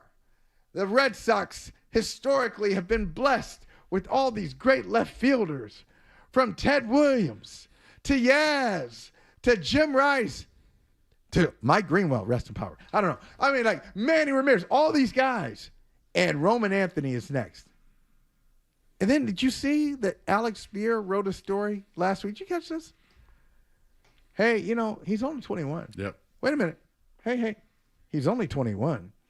And if he just does all right this year, and he's not a superstar, that's not a failure. What? Wait a minute. You told me during the World Baseball Classic that he's ready to ascend to superstardom, and he can handle it, and he's got this maturity. I'm not knocking the kid at all. What I'm saying is, if the Red Sox feel this way, and I know it's a Spear piece, but he's pretty plugged in, and when he writes something, it's pretty much a reflection of management. If the Red Sox felt this way about Roman Anthony, then you certainly didn't act like you were prepared to support him with veteran talent. If you're gonna say he's just 21, well, you need to spend more money. You need to go out and bring in some established stars to support the just 21-year-old Roman Anthony. So like, where do they go now? Like, I agree with you. There's been probably other stars in the past that weren't supported, right? Like, I don't know. There was a time where I wondered if Nomar was supported, but at least he had Mo Vaughn. They had other guys behind him at Absolutely. that point. But this guy's got no one. And they're batting him leadoff. I will say this, like, he's doing some good things, the walks and on base and all that. He doesn't have protection behind him. The power is not there. He did have a good throw over the weekend, so at least he's not ramen noodle anymore. Right. Or Roman noodle, whatever you want to call it. I like it. It's great when we're talking about the star left fielder fielder's footwork in the outfield. Like it's a high school JV You're right. team. And Mark played college baseball, so he can tell you about the footwork as well. Guys, they need to do something. This is why I said to you off the air, I have no intel. I will just tell you that I think that ownership's aware of what's going on, and they're wondering. Yeah, I think ownership's aware. Here we go. Yeah, I would never go I would never talk like this, Mark, if I didn't think that it was. Yeah, that's fine. I'm listening to Michael. I'm listening to Maz. I'm listening. Like, this is what they need. How do they not spend money? They need this bat. They need support. Do they care? Do they want those things? They're there. Are they worried about having support in the lineup for Roman Anthony or another big bopper? Do they care? I don't know if they care. So we can talk about, no bleep, they need these things.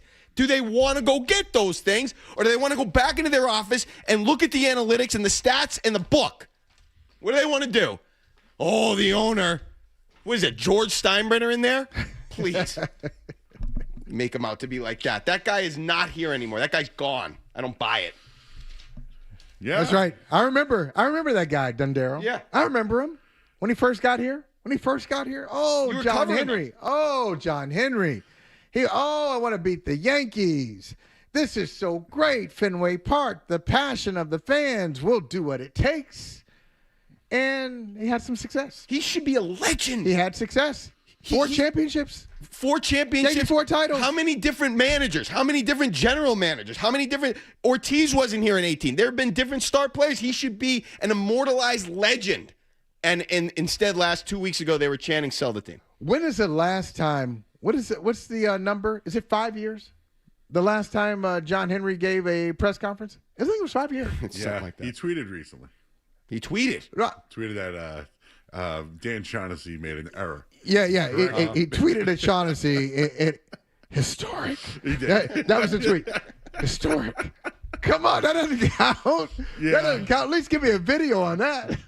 Give me a video. Hey, I will welcome him on Boston's Enter the Chat every day, 4 o'clock. That's another. Oh, okay, there it is. I welcome in. We have a couch. He's been to 98 Foul Sports before, the old building. Come on back. I will welcome him in. Come back. But guys, we he's can't not watch this anymore. Like there's got to be. But I'm hoping that something gets done sooner than later. But Joe, if let's pretend, and I'm with you, Dundero. Let's just this is make-up land, make-believe land that John Henry cares. So if John Henry cares, is he gonna take out Craig Breslow? So that would give Alex Cora, that would put Cora on his 4th general manager. Mm-hmm. So he starts off with Dombrowski. So Dombrowski moves on, and then you get Heim. And you move on from Heim, and now you got Breslow. You move on from Breslow and get somebody else. 4 GMs.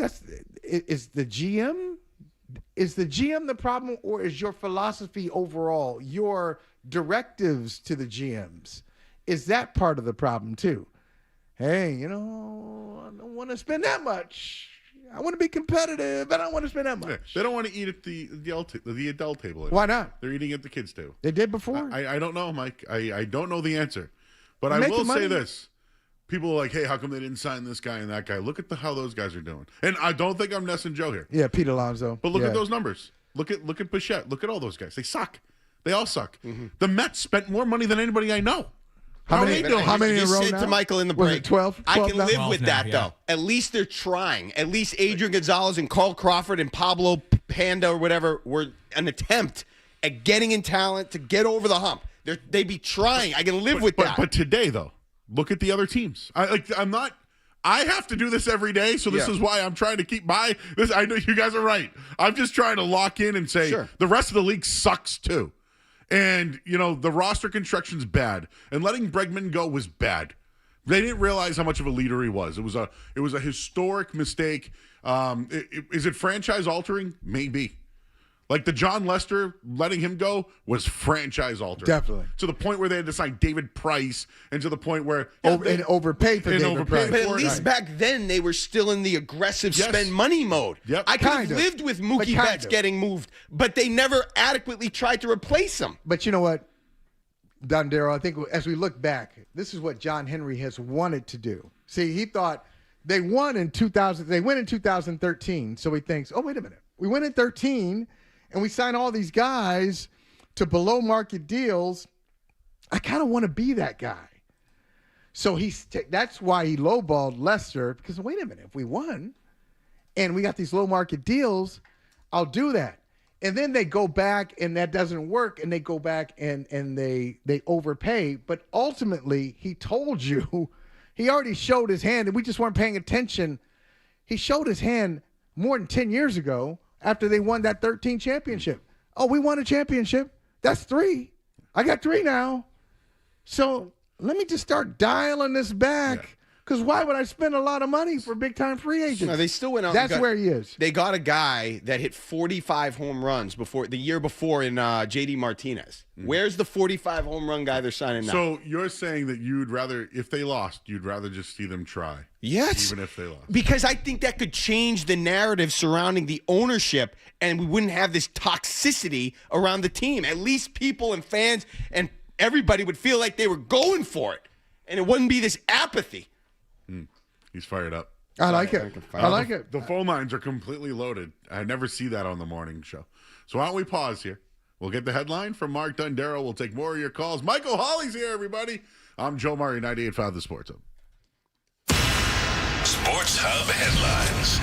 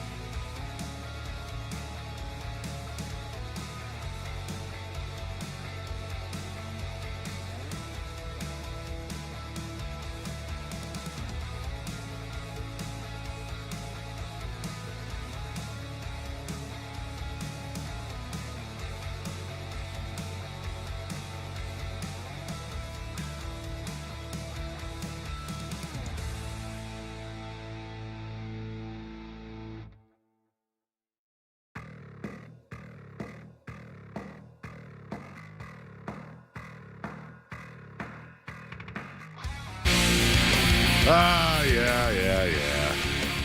So I took it as listening to me for 5 hours was like sticking needles in your eyes. But no, Dan was worried about doing a 5-hour show by himself and would rather stick needles in his eyes. Beaton was quick on the draw pulling that clip when you guys were talking about Shaughnessy earlier. Good old Dan Shaughnessy. Should get him on some morning. I've never met him. Oh, he's great. You never met Shaughnessy? No. This has to happen. You got to do a show with Fred. I got to do a show with Fred. Maybe in the same week. Or maybe you could do a show with Fred and have Shaughnessy on the show. Yes. I'd love it. You, Shaughnessy, and Fred. I wonder if Shaughnessy has Limp Bizkit takes. I don't think so. No, but when Dan was hopped up for a little bit, he wrote an article about how the two things he wanted was his laptop and a chicken parm sandwich. And so I texted him. Hey man, yes, where'd you get the chicken? Where did you get your chicken parm? Let me give you some suggestions. And he wrote me right back, but that's how I knew he was doing okay. I'm like, all right, man, he's doing well, and we did an event last year. And he's great. I love Dan, and he was once friends with the owner of the Red Sox. I don't know how that relationship's going anymore. I think you do know. Don't know. I think you know how it's going. All right, let's take some calls. The phone lines are loaded. Look at you guys. Let's go. Let's take Pat and Franklin. Pat. Yeah, you didn't bring up Sean McDonough. So Holly, in 2006, Villanova's with BC in Minneapolis. I sat with him and Ted Sarandis for an hour talking about hoops. It was excellent. You sat with who and Ted Sarandis in 2006? Sean McDonough. Oh, yeah. I mean, it's great. Like McDonough. A legend. Oh, yeah. Listen, I'm just some random guy from Franklin and Dundero. You're a star, man. That's why Felder loves you. I'm thankful that you guys are on. And Big Joe, I mean, everything you do, I'm thankful to be. I have a statement. Whoa. The Sabres, they're taking down these Bruins. And I'm not even a big hockey guy. They just are. It's their time. It's been 17 years. Like, I'm a Bills fan. I know what's happening here. They're you can say that. You can say that after watching this. After watching that game last night, Disagree. You feel confident that the Sabres are going to take down the Bruins. You don't even know. They are. You don't know who's going to start in goal in Game 3. I don't care. You don't care. You should. You should. You saw. Holly. I have never seen anything like in a playoff game. What happened yesterday? Morgan Geeky says that won't happen again. How are the Lakers beating Houston 2-0? I don't get it either. Let's go Kevin Durant. But anyways, he didn't play in Game 1. I'm going to cut him off because What just happened? We moved. What just happened? I thought what just happened? All right. Just went. Yeah. All right. We're good? Yeah, I'm good. I'm good with that. No. You were on one thing, and then he went the other way. Your Honor, no more questions. No more questions, Your Honor. Josh is on the line. Josh. Hey, what's up, guys? Good morning. Joe kind of said my take, but basically I wanted to compare the Red Sox to the Mets and kind of, obviously I'm kind of more of a casual baseball fan, but I know the Mets have spent a ton of money, and does that kind of give John Henry like more of an out? Does it obviously make him make excuses? Like, what do you guys think about that? My issue with John Henry is who he hired, not the money he spends. They spend a lot of money. Maybe not the money like they used to, but my issue is who he hired to make baseball decisions. It's not about money for me. But maybe it's about money, Joe, because of who he hired. Mm-hmm. So maybe he's hiring these people not because this is the brightest baseball mind. I'm going to hire this person because I know they're going to follow a certain script that I'm about now, and it's different than the script from 2007 and 2018. I don't want that anymore. Because if he wanted that, there's no reason to move on from Dave Dombrowski. Dave Dombrowski's still in the game. Dave Dombrowski is still putting together competitive teams. So it's not like, Dombrowski, you've lost it. That wasn't it. He just wanted to do something different. He didn't want to spend money anymore. And we know what Dombrowski is if we were doing a podcast, we say it another way. He is a follow along. He's a stargazing general manager. you know what I really want to say, but he's that guy. Oh, yeah. He'll chase the stars. And John Henry was like, if you're going to chase stars, we don't want that. We don't want to be the Dodgers. We kind of want to be a big market Tampa Bay Rays. So if you have a problem with the people he's hiring, you still kind of have a problem with him. Yeah, and listen, if I'm going to make a comparison, I felt Robert Kraft did the same thing with Gerard Mayo. Like, at some point, he had to make that decision, right? He had to move on from Mayo for the sake of the franchise. I think Henry's going to have to make that same move with Breslow. He's probably going to have to do it with Alex Cora, too. Like, I think if you're going to get rid of one, you get rid of both. But, like, when that happens, when it does, when I don't know when it will, but I think that's when he'll make his next move, and the team's going to have to go in that direction of spending money again. And if they don't, then I'll get on him. And Breslow was what? And not even being sarcastic, just trying to remember. Was he like the 10th choice? Yeah, nobody wanted I'm the serious. job. Yeah, right? no one wanted the job. They couldn't find anybody to replace Chaim Bloom, and they finally brought in a guy in Breslow, and they admitted that he wasn't quite ready for the job, but they wanted him anyway. It's an attitude thing. I mean, if you break down the finances, I'm sure you could portray it, and hey, they still spend money. Fine. Again, who did they get to replace Mookie Betts? Who did they get to replace Alex Bregman? Or they got Alex Bregman, everybody's excited, and then they trade Rafael Devers. Who'd they get to replace Devers? It just, the attitude, the ferocity that they used to operate with just doesn't feel like it's there. And we're all, so every fan here is smart enough to know what's going on. They remember how it was. They look at the Dodgers. I don't care about the business. I care about the wins. That's what they don't care about the business. You care about winning. Yeah, I don't disagree with anything you guys are saying. I'm just wondering, what can they do now? Like, what can they do now? Is there anything that... Like right now, this season? Yeah, right now. Like, to salvage... Like, I don't know if they need a new hitting coach. Do they need to... Are you saying it's too early in the year to make a big trade, the trade deadline? I think now they might have to. Well, they should do something. But what's tradable? What if you're another team and you're looking at the Red Sox and you say, hey, that's good. I want that. What is that? The only thing I can think of, and again, it hurts. Duran? What do you want? Will your Abreu hasn't had an extension? Is there a team that might, bid high for him, even though you're losing your hitting? Like Yoshida right now is really at a high level. He's getting on base. I'd trade him in a second, but I don't know what the market would be. I'd trade Yoshida in a second. Now, Abreu, no, because of his production. His production what about this Rafaela? year. Yeah, I'd trade him. Okay. Meyer. Yeah, but okay. How about Meyer? Yes. How are you going to get any value for Meyer if he's getting pinched hit by Monasterio? Yeah, I mean, I just feel like it's hard to look at all the marketable Red Sox right now. I'm just trying to think from the pitching staff to the lineup. There aren't a lot of guys. If you're just in another market and you say, hey guys, we just traded for Ceddanne Rafaela. Like, okay, all right, nice catch last. All right, that's nice. They don't have a lot. Maybe that is the issue. They don't have a lot of guys on the roster who are. We say they're underperforming, but when they perform at their level, what are they? Mm-hmm. Like Jarren Duran a few years ago, that's not who he is. That guy was unbelievable. He had like 48 doubles, right? Like 14 triples. That's not who he is. And that's not who Rafaela is, who the guy that went crazy in July last year, and they rode his hot streak. You can't live off of that. And that's what they're trying to do. So their stars are this.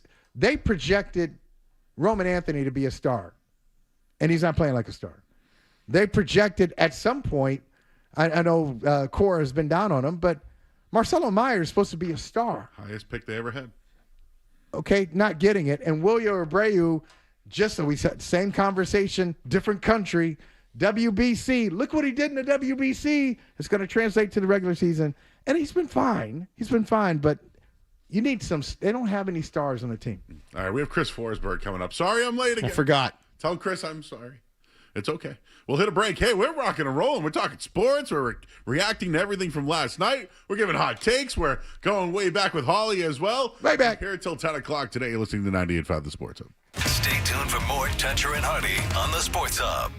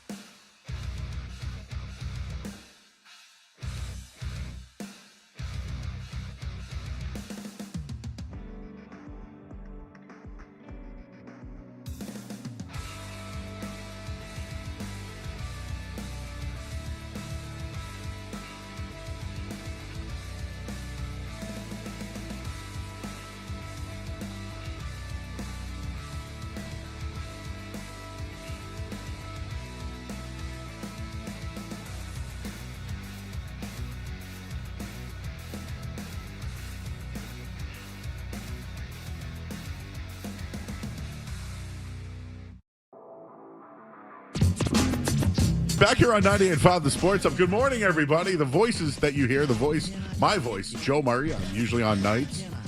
Here now on the morning. Mark Dundero's here. We do Patriots postgame together. Miss it. And it's going to be grinding back up soon. And to my left is none other than Michael Hawley, teacher, author, analyst.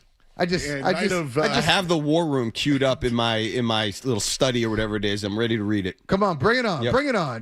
Back in the day, it was the three franchises that were involved with War Room. The Chiefs, before Patrick Mahomes, with Scott Pioli was the general manager. The Falcons, Thomas Dimitroff, and the Patriots with Bill Belichick. So imagine, guys, I was able to kind of navigate those three war rooms. Incredible access. Yeah, it was great. It was a lot. I learned a ton. But I'm just happy to be here with you guys, you titans of the industry. Well, we're trying. One of your colleagues is on with us right now. He is from NBC Sports Boston, of course, and it's Chris Forsberg. Chris, what happened last night, man? Starting with the tough questions. So look, Celtics have a little bit of a game 2 problem, and 3-5 in their last 8 at home.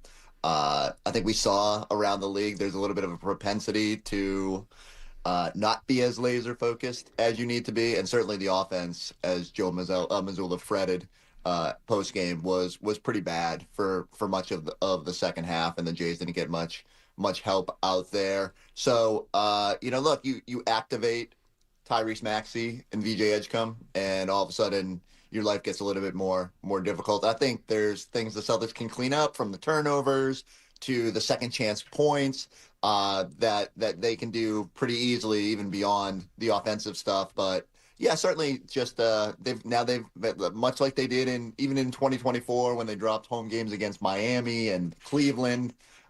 They've complicated the path a little bit, and they've got to figure out how to clean that stuff up. All right, Forsberg, honestly here, fear factor of Philadelphia before Game 2, as you were doing your pregame work at the Garden, and now fear factor of Philadelphia, 1 to 10. What was the pregame and what is it now? Pregame -3 and postgame -2.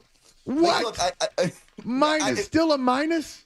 Still a minus, Michael. The Philadelphia cannot consistently generate the offense that it did. You knew they were going to have one night where they hit a bunch of threes. It felt like it was a little bit of the Edgecombe game. And now that being said, Edgecombe has been very good in Boston for whatever reason, and you got to be a little bit worried going back to Philadelphia. Role players will be more comfortable. Grimes and co will make more shots.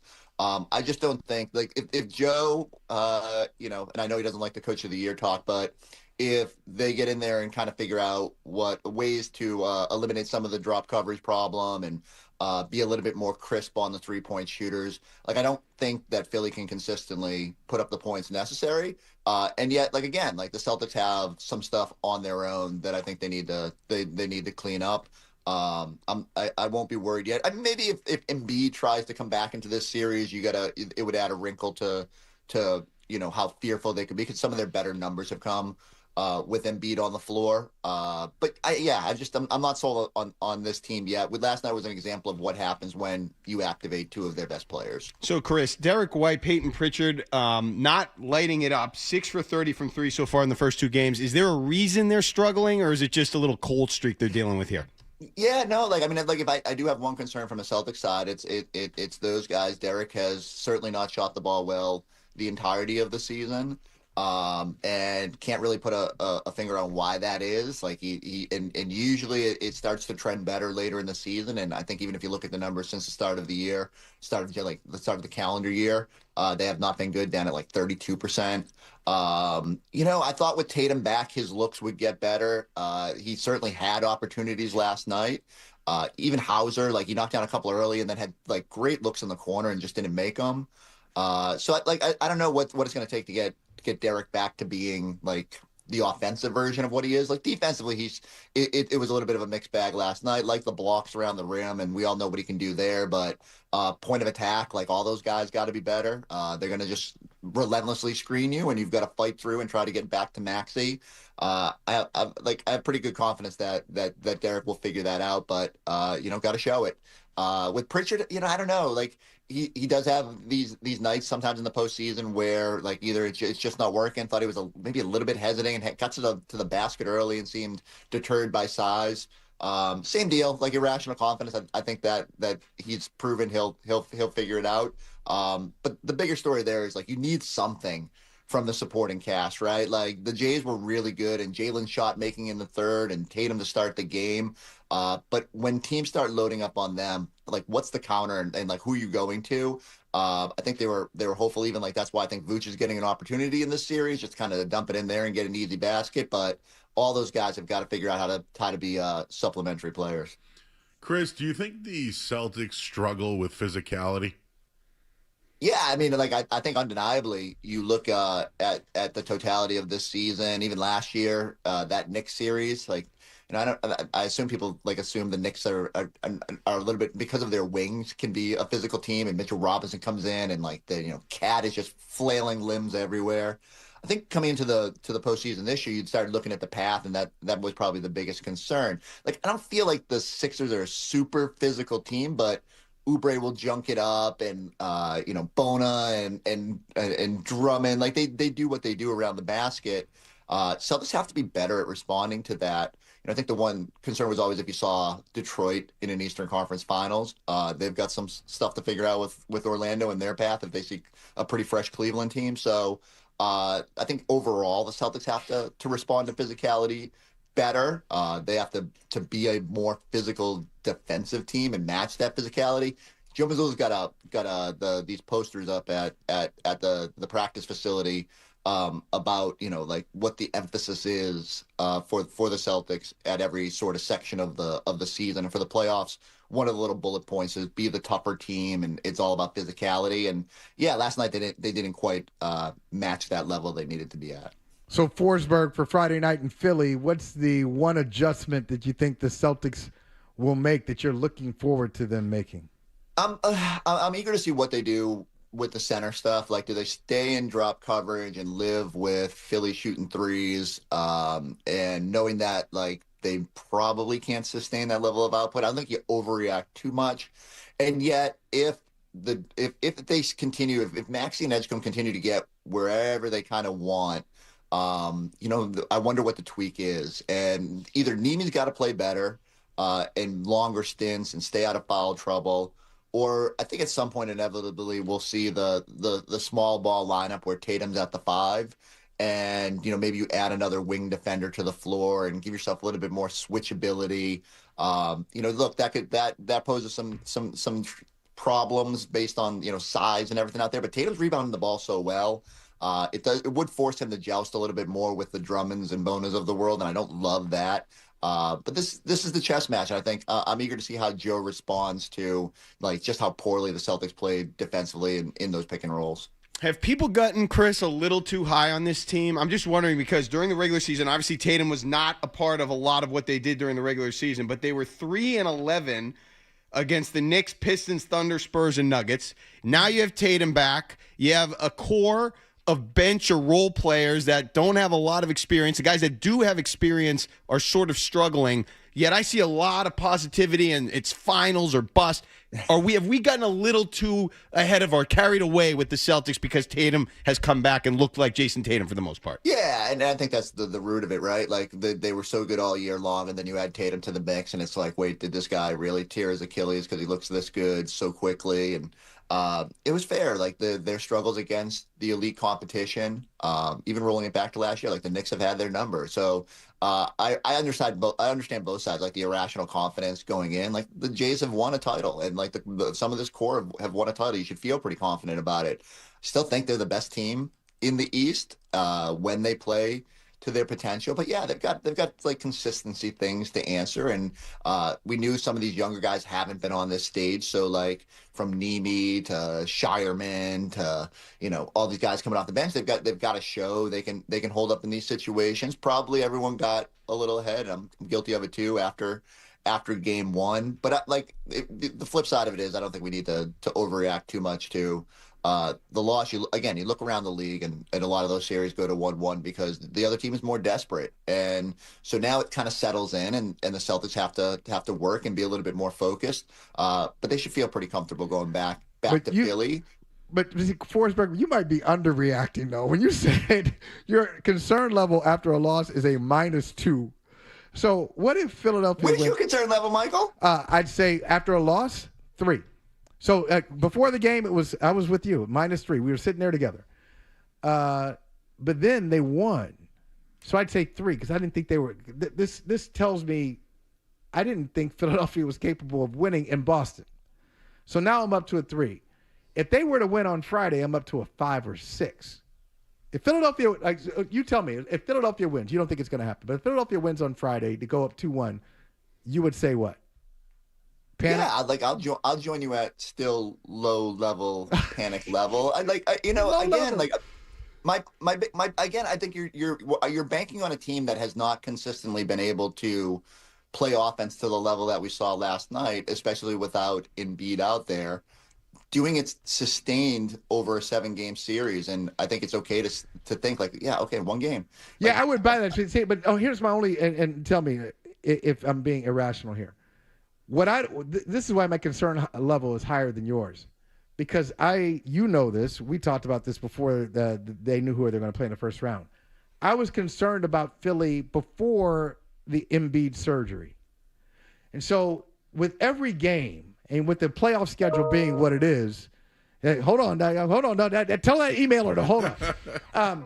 With every game, now you're buying a little bit more time for Embiid to recover. Of course. So that bothers me because I do respect Philadelphia with Embiid. I don't give him a hell of a chance without him, but with him, free throws. Yeah, Gets the line. No problem. And he's got size. Mm-hmm. I go back to it. It's all about, when you activate an opponent and all of a sudden they're going back to Philly feeling pretty good about themselves, and that building will have some energy, and they'll do the stupid ring the bell thing where Andrew Toney will roam out and ring a bell or something like that, and everyone will go nuts and say Philly's back in it. But I just I got to see it. And the same way, it's fair to say the Celtics have to prove it, but I think we have a season worth of data that tells us that Philadelphia has not consistently been able to go to that level against elite competition. If the Celtics shore up a lot of those turnovers, think about it. They got it down to 2. The Garden was playoff loud, and then they lose Maxey twice for 3s. Then they come out of a timeout and they turn the ball over, give up a second chance basket. So much of what Missoula preaches about the margins and controlling what you can control, they let go of. And if the offense is better and they don't sulk on the defensive side, there's just so much stuff they can do on their own before that we even think about what adjustments they can make on Philly. All right, we got another segment with Chris. We'll take a quick break. Chris, during the break, I want to get to know you more. I want to know what your favorite album is. So think about that during the break. We'll do a little of that. We'll do a little more Celtics talk. The odds have changed. I'll give you those numbers on the other side. It's Michael Hawley, Joe Murray, Mark Dondero on 98.5 The Sports Hub. More.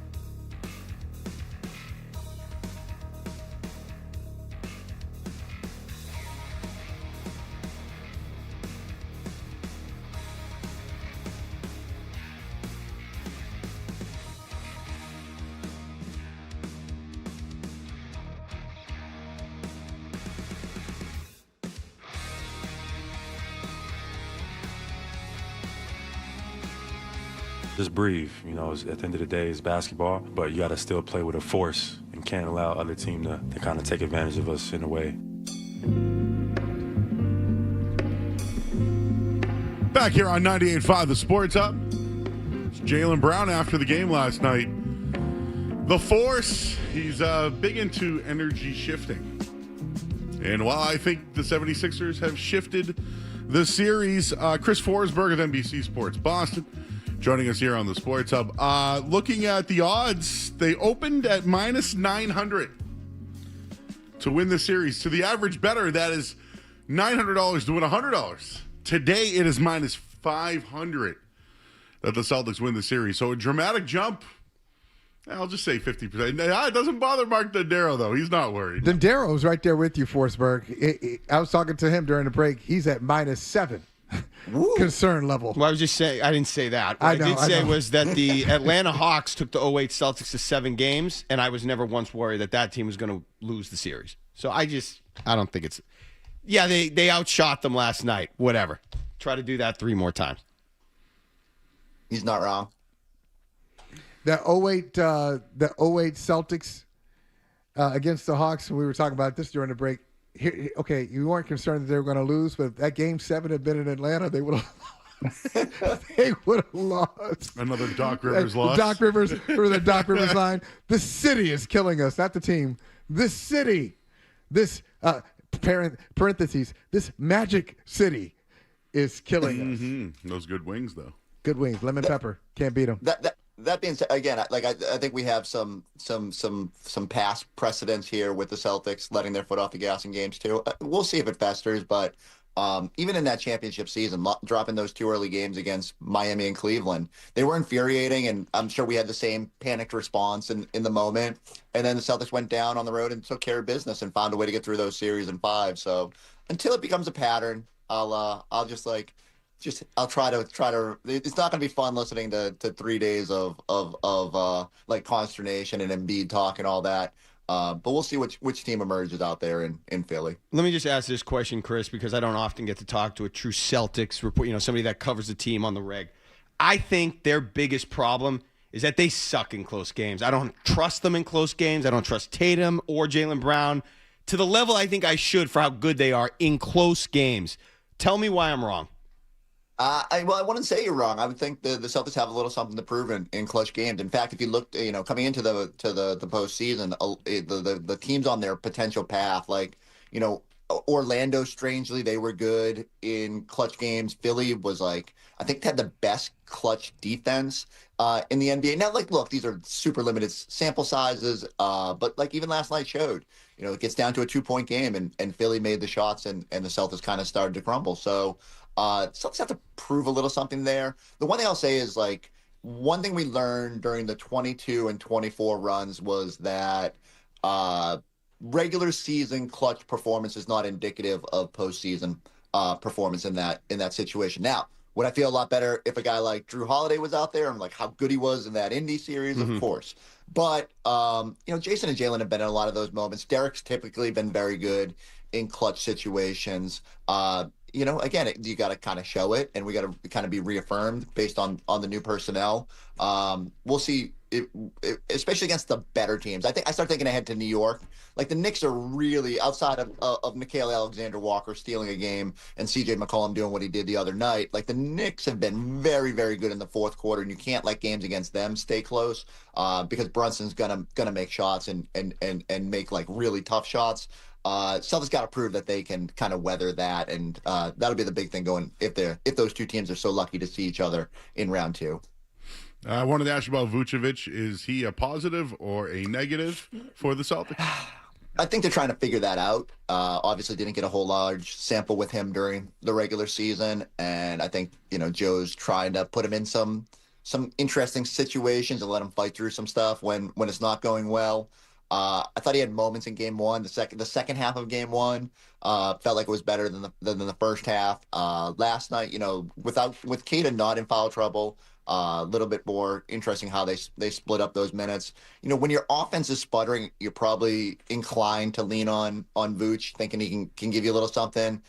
my mind, I think he smoked like a bunny with a mismatch in the post at one point in that third or fourth quarter, and like he's got to be able to take advantage of those situations. Not to the level like it was such a luxury to have Porzingis down there and just lob it in, and like the way he could take advantage of a defender. I think Celtics need to be able to find those easy buckets if teams are going to overreact to Tatum and Brown. But we'll see. Like right now, like because both him and Garza have defensive limitations, there's no like easy answer at the backup minutes, and I think they're hoping that Vooch, with his size, like the ability to at least joust with those bigger guys, he can figure something out and be motivated in his first real playoff series. But same deal, he's got he's never been on a legitimate contender. He's got to show he can hold up in those situations. I'm going to give you an entertainment recommendation. It will do the trick here, Forsberg, as we look around the league and some things that happened last night. I read this at like 4:45 this morning, and it gave me a smile at 4:45. So the Rockets lost to the Lakers last night.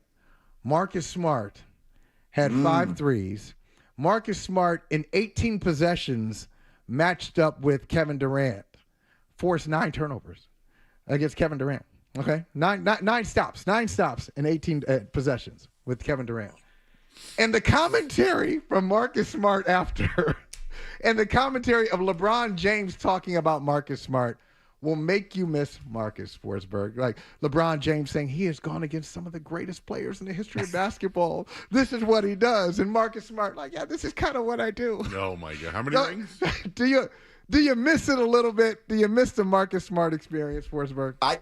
Michael, better than everyone. I would sit there yelling with Gasper all the time about it. Look, I understand like why some of the shot selection was not ideal, but you do need that guy that just in those moments, the winning plays and diving on the floor. I do miss some of the Marcus Smart experience and what he brought to the team. But if we're going to talk about former Celtics and shining in the postseason, I mean, did you see my guy Robert Williams at the end of that Spurs game? I did. He missed the free throw though, didn't he? He did, and he put them in a tough spot of having to salt out that win. Could have got him up 4 with a few seconds to go.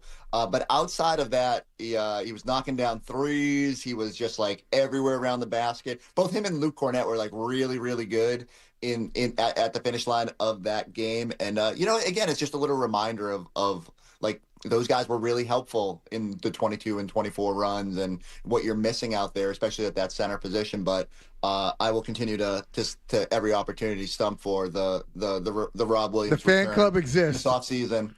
Membership has dwindled to 1. The president of the fan club is also the only member of the fan club. That's hurtful. Like Michael, he's expanding the toolbox. The ability to step out to that 3-point line now. All those hours next to Al probably just taught him so much about NBA longevity. Still has a little bit of that obviously has that athleticism every now and then, goes up and climbs the ladder on those alley-oops. I'm telling you, when he's the backup center for the Boston Celtics next year, we should all revel in it. All right, Chris, our YouTube fam, they have a question for you. I do too. Do you have a barber? What do you do that to your hair yourself? I don't have hair, so I can't talk. But what's going on with your haircut there? So I have an elite barber, Nick at True Penny in 2 locations, Worcester and Sturbridge. You can pick your favorite. And as I've told the boys in the morning, he has like freedom to do whatever. And he encouraged me to let the tail of the mohawk grow a little bit, and somehow along the way it evolved into this fantastically awful mullet. And it gives a little bit of Baylor Shireman vibes, and everyone in my life hates it, but it's a great talking point, and I'm enjoying the experience. Okay. And earlier we were talking music, grunge in particular, but I am curious, what's your favorite style of music and what's your favorite album of all time? All right, I'm all over the map. Like number 1 for me, based on, especially in terms of concert scene, is Dave Matthews Band, and I know that's a very polarizing choice, but Before These Crowded Streets is far and away my favorite album. I'm also a big Killers fan. Sam's Town is on the top 5 of Forsberg albums. As you might have noticed, like Adam 12, whenever I'm on, bumps in with a lot of early 90s R&B and New Jack Swing. He's like Wallach. He's a big fan. I'm not. Same. Yeah, like Wallach is another level above me. That's more of a playlist thing. But if I had to pick, it's probably Tribe, and like whether you go Low End Theory or Midnight Marauders, like whatever you want to go with, I'm all for. Okay. So I have a lot of respect for that. Okay, because they were talking. I think Henry yesterday was talking about the ick. Yeah. Icks. I don't know what my icks are, but I can't stand when you ask somebody what their favorite music is and they don't answer the question. It's like they're afraid they're going to get judged. Classic rock. What does that mean? Give me an answer. Give me a band. Give me a singer. Huh? Yes. So I want to know who you like. We got some good stuff there. We got the Killers. We got Dave Matthews Band. And we got a Tribe Called Quest. I mean, that is eclectic as the Forsberg wardrobe itself. I mean, like you just never know. It's unpredictable. That is, it's interesting. And now that's on brand. My girls are all big country fans, and now we do an annual excursion to Luke Bryan, and I'm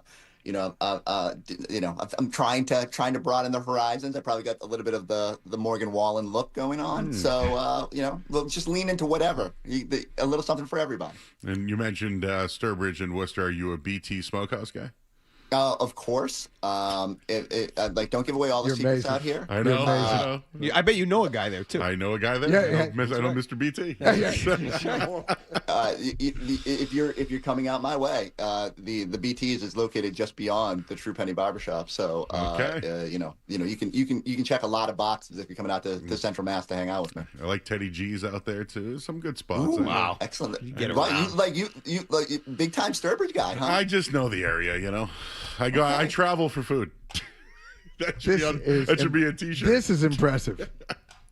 I will travel. All right, Chris. Central Mass Talk. I'm here for it. All right. Well, Route 20 in Auburn does have. What do they have over there that there's nowhere else now? I know. Well, there's a Hooters on Shrewsbury Street. You thinking of the Arby's that's out Arby's. there? There you go. Yeah. That's what was on my brain. There's actually an Arby's out there. I know what's on your brain. So what's crazy to me is, growing in my hometown, Auburn has Arby's, and we had another one right up the road over the Worcester line. I grew up thinking like just the world had Arby's, and then like I got out to Eastern Mass for college at Northeastern and realized there was one in Waltham, and then it got torn down and they put up a Wendy's. Ultimately, I feel very spoiled because Arby's is elite. They do not send the 5 beef and cheddars for $5 coupon like they did when I was a youth, but it was the best deal in town. Well, may I recommend Olo Pizza if you ever get a chance? Right next to Greater Good. It is. Oh, I know. Yeah. My buddy JT's over there. Say hello. There's so many. Think about the plugs that have gone back and forth. The plugs. I hope you both get some incredible deals from this. Chris, hopefully someday I'll meet you out there and we'll have a good time. 100%. Let's make it happen. All right. He's Chris Forsberg, everybody. NBC Sports Boston. His concern level is in the minuses, but we'll the guys will be here next week and they'll talk to you then. Later, y'all. Appreciate you. All right. Go over the map, any way you want to go, Mike. We can. That's good stuff. Wow. I mean, I'm so you know Mr. BT. You got Olo Pizza. What kind of pizza? Yeah. We got Greek pizza. What kind of pizza? No, I'm more of a Detroit style pizza. What is Detroit style? Thick. Okay, you like the thick. I'm with you. Thick crust. Yep. Yeah. Our buddies at Camellas, $5 pizzas every one. Great spot. Camellas is fantastic. Great spot. Yeah, right there on that Center Street. Oh yeah, it's West Roxbury. Oh wow, absolutely. Wow. Yeah, sitting home over here. Get the was it Grandpa's Mess? The Grandpa's Mess. I get to swing in Sammy's though. Hey man, hey listen. I enjoy Tony's is right there on Center Tony's, Street. Elio. He does Great work spot. with Barstool. He's a great guy over there. Another good spot. Yeah. And Dondero's got that whole 109 thing going over there. Yeah, a lot of good stuff in West Roxbury right there on Center Street. Yeah, it's changed though. When I was a kid, and we talked about this. We're up against it, but give me a minute. Mike, Dondero and I spoke about this, but the dive bar is gone. The dive bar is dead. That West Roxbury used to have Buck Mulligan's. Now it's the West, right? There used to be the classy place. Oh, very the West, very classy. The Coram Pub was always open until 2 a.m., so it's still open and still going strong. Love the Coram. But everything's gone now. Yeah. Like all your Kelleher's is gone and Rozzy. Like we can talk about that on the other side of this because I have some thoughts on but I have some thoughts on the dive bar as well, Joe. The dive bar's dead, everybody. It shouldn't be. Your favorite watering hole is no more. Or the food's gone down. Or the booze have gone up. Imagine going to a local bar and you're buying a bottle of wine or buy a glass of wine, it's $15 when it used to be $5. It's dead. Sad place. All right, I'm talking. But everything's like that now. You ever buy an ice cream? Yeah, I love it. $19. No. No, there's some. No, not at your place. Not at your place right there. And well, I got a couple. I got Ron's and Hyde Park. Ron's in Dedham is excellent. In Dedham as well. Yeah, say hi to Jay Covitz, nice guy over there. Yeah, we go. That was my wife and I's first date was at Ron's. Ron's is not charging you $19. Get out of here. No. Your first date was at Ron's? Yeah. I got to tell them something like that. We early on, we always go back to Ron's. Got a little ice cream, got a little bowl in too. Ooh, was it like half baked when you shared the ice cream? Are you asking me, did I wrap my arm around hers and we shared the ice cream? But listen, would you get 2 spoons or 1? 2 spoons. Two spoons, one ice cream. Yeah. Okay. Didn't know each other that well then. I will say on the North Shore, though, now that I live there, Richardson's ice cream. So good. So good. Woo. Yeah. All right, we're going all over the map here. We'll have more coming up next after the headline here on 98.5 The Sports Hub. Sports Hub headlines.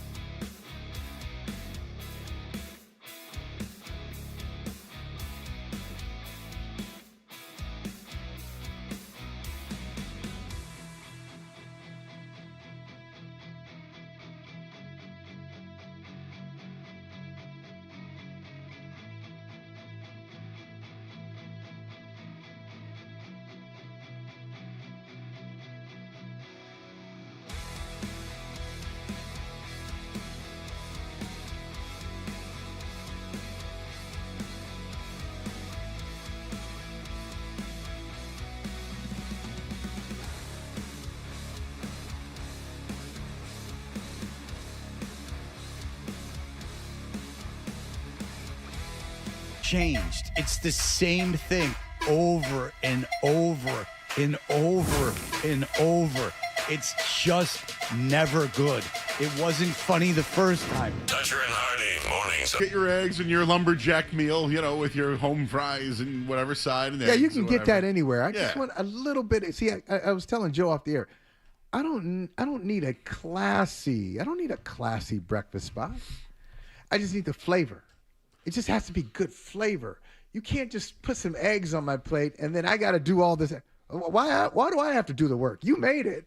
Now I got to put a little salt on there, got to do a little pepper to make it right, and then give me some sauce just to bring something out of it.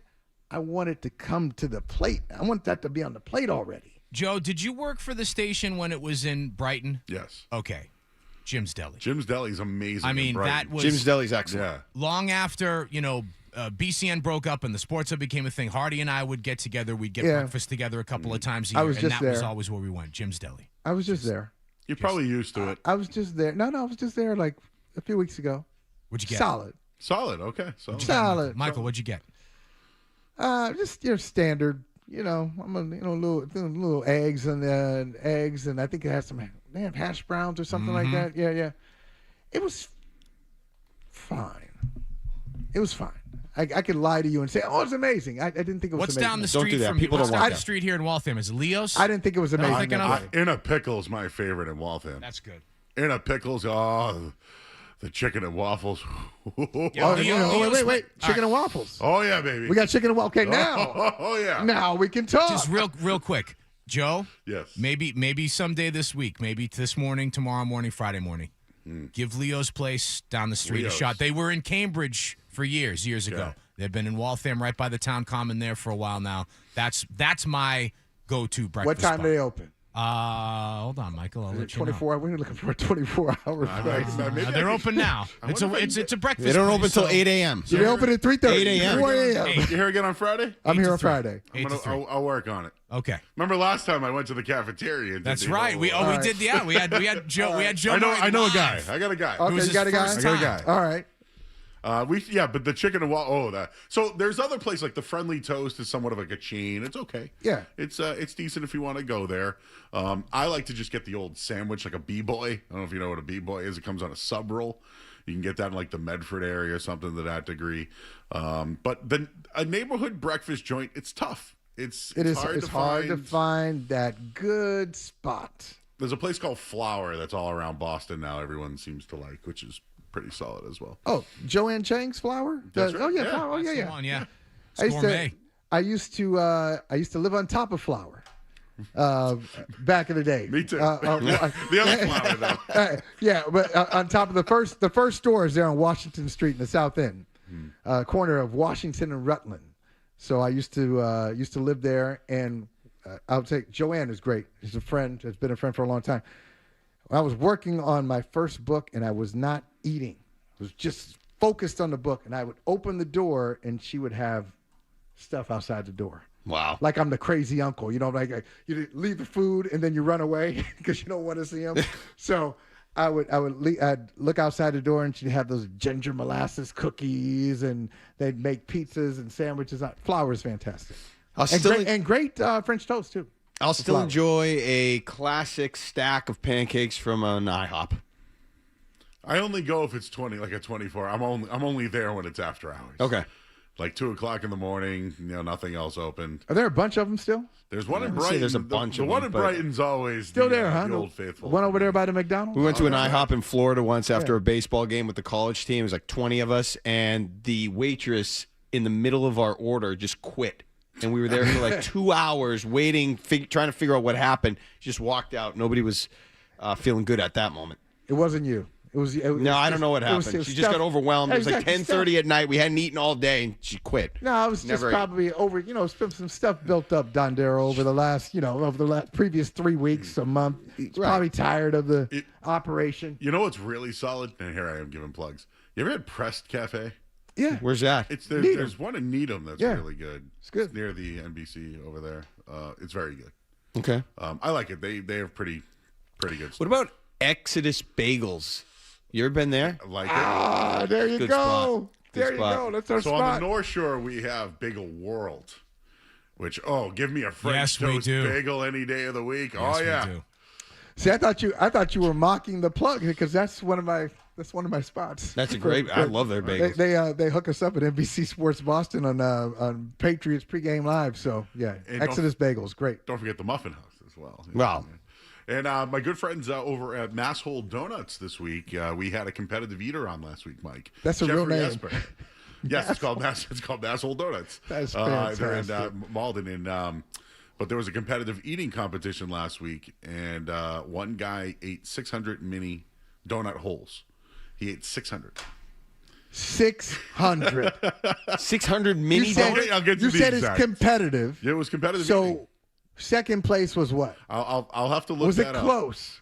I don't know. Did it come down But- to a close and late but situation? Then Daryl was it? But Jeffrey Espers finished to Joey Chestnut in the hot dog eating contest and came in like third or something like that. The 600 guy, when the moment comes, always delivers, and that second place, that's why you're not great. You're at 550 when he's at 600.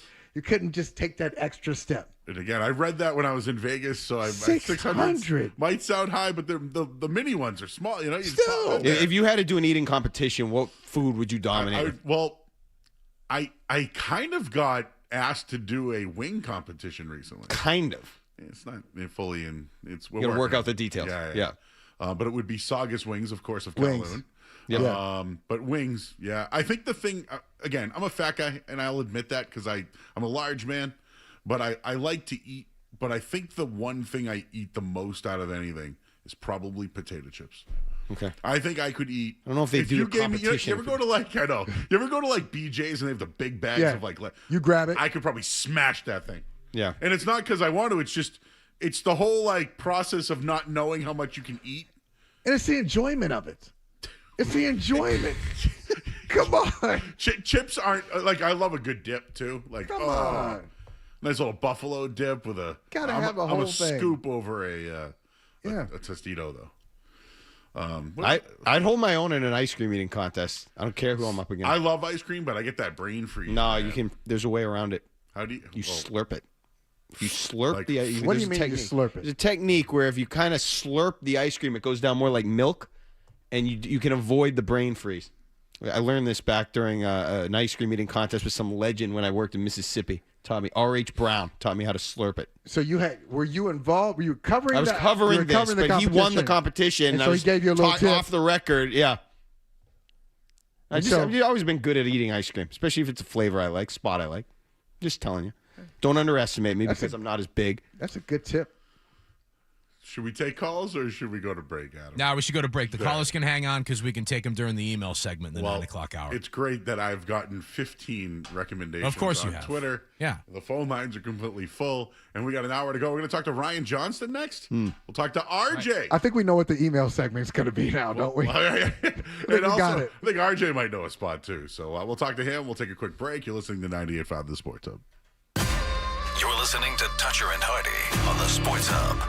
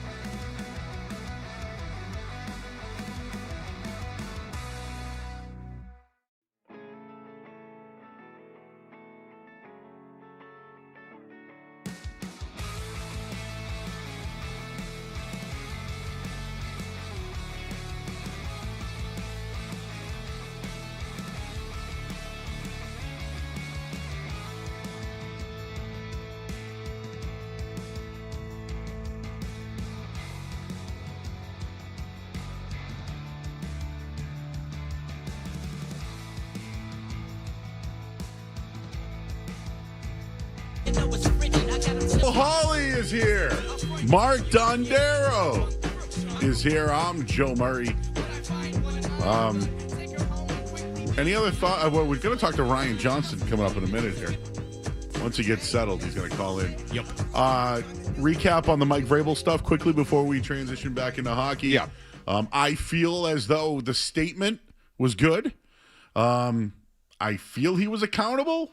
Maybe we could just read what he said, and you can take whatever happened from there. But I like that he talked to the team first. What are your guys' thoughts from the statement? Statement was good. The execution of everything around the statement was poor. So, yes, you're going to give a statement, but give a statement, take questions, give everybody an opportunity to ask you questions, and then move on to building the 2026 Patriots into a Super Bowl champion. But it's just like it was piecemeal of it's almost like, yeah, we have something to say, but we want to say it to the narrowest audience possible. We don't really want any type of pushback. We want to do it on our terms. So you kind of did it, but you kind of did it in a kind of skimpy way. I thought everything, I definitely agree with talking to the team first, and he explained that's why he had waited. 100% agree with that. I thought that was good management of the situation. I thought the statement and what he did was fine. B, kind of in line with a lot of what people have been saying. I thought it was fine. I thought it did the job. I just didn't care for the whole thing with people called it or termed it a sneak attack. I just thought if it was sort of more of a bogus thing, Deflategate, or something that the media had concocted or blown up unnecessarily. If you want to do something like that, fine. If you want to just throw Belichick out there, okay. This was sort of, we all knew what was going on. It became clear that there was a legitimate situation on the Patriots' hands. I think at that point you just have a scheduled press conference, give people the advance notice that he's going to be there, and just own it. I thought that's what would have been the best thing. I think it was fine. I don't think he hurt him. I think it was fine. All right. We'll recap this. We got the full loaded phone lines, but on the line with us right now, the voice of the Boston Bruins here on 98.5 The Sports Hub. It's Ryan Johnson. Ryan, have you ever seen a goalie call timeout before? I didn't. Excuse me. I didn't even notice it at the time. I've since seen the clip of it, but yeah, it's kind of rare to see in hockey anybody on the ice actually signal for a timeout other than maybe the captain. But it turned out to be the right move. I was just going to say, was it a good move, and do you think that it calmed them down a little bit, and that at least Marco Sturm looks at it and understands what Jeremy Swayman was trying to do? Yeah, no doubt about that. I think, Marco had been asked about it, kind of the similar situation in game one after the lead got away from them, with those quick back-to-back goals, should he have called timeout? And, he kind of shrugged that off. Listen, I can tell you feeling in the building, that momentum shifted big time. Buffalo scores that first goal, and it's still a 3-goal lead, and you're not all that concerned. But once that second one went in, the crowd started believing in it. You could tell the Sabres were starting to believe that they could do it again. And so timeout at that particular moment was not a bad idea, to just kind of let everybody catch their breath, let the excitement in the building die down a little bit, and refocus everybody and get back to playing defense.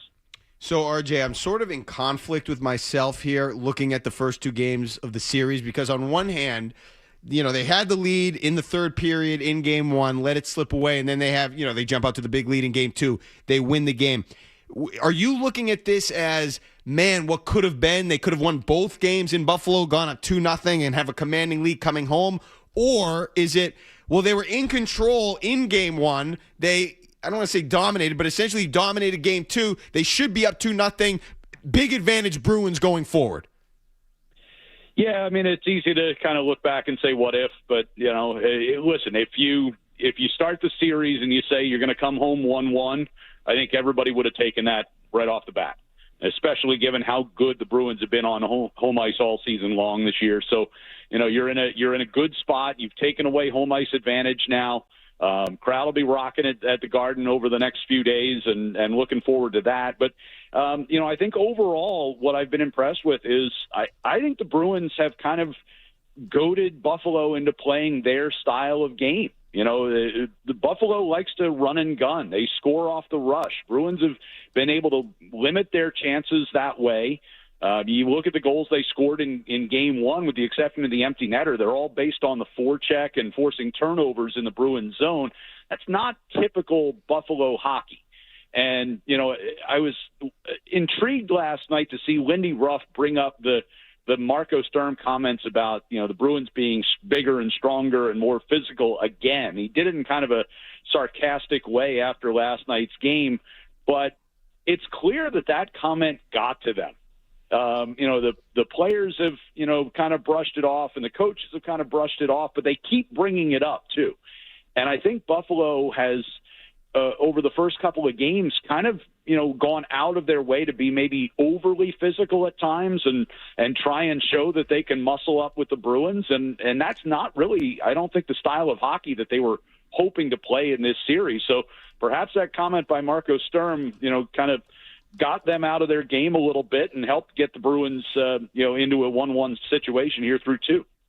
Ryan, the second line, that Zaka line he scored last night, Arvidsson, Middlestad's been strong all year. Can you just talk about that line and just how they've helped them down the stretch and through 2 games in the playoffs? Yeah, Marco Sturm called them out after Game 1, in his own fashion, but said that line needs to be better. They have been unbelievably important to the success of this team. The goal scoring, and really the two-way play that group can provide. They were all -3s in the first series, or first game of the series. The scoring wasn't there. They had turned some pucks over. They have a tough matchup in this series, as much as as the coaches kind of focus on that, but they're out there against the Tage Thompson line a lot here over the first couple of games. And so that's a tough matchup defensively. That can sometimes take away from the offense, but we saw last night, Victor Arvidsson able to use his quickness, get behind the defense a couple of different times last night.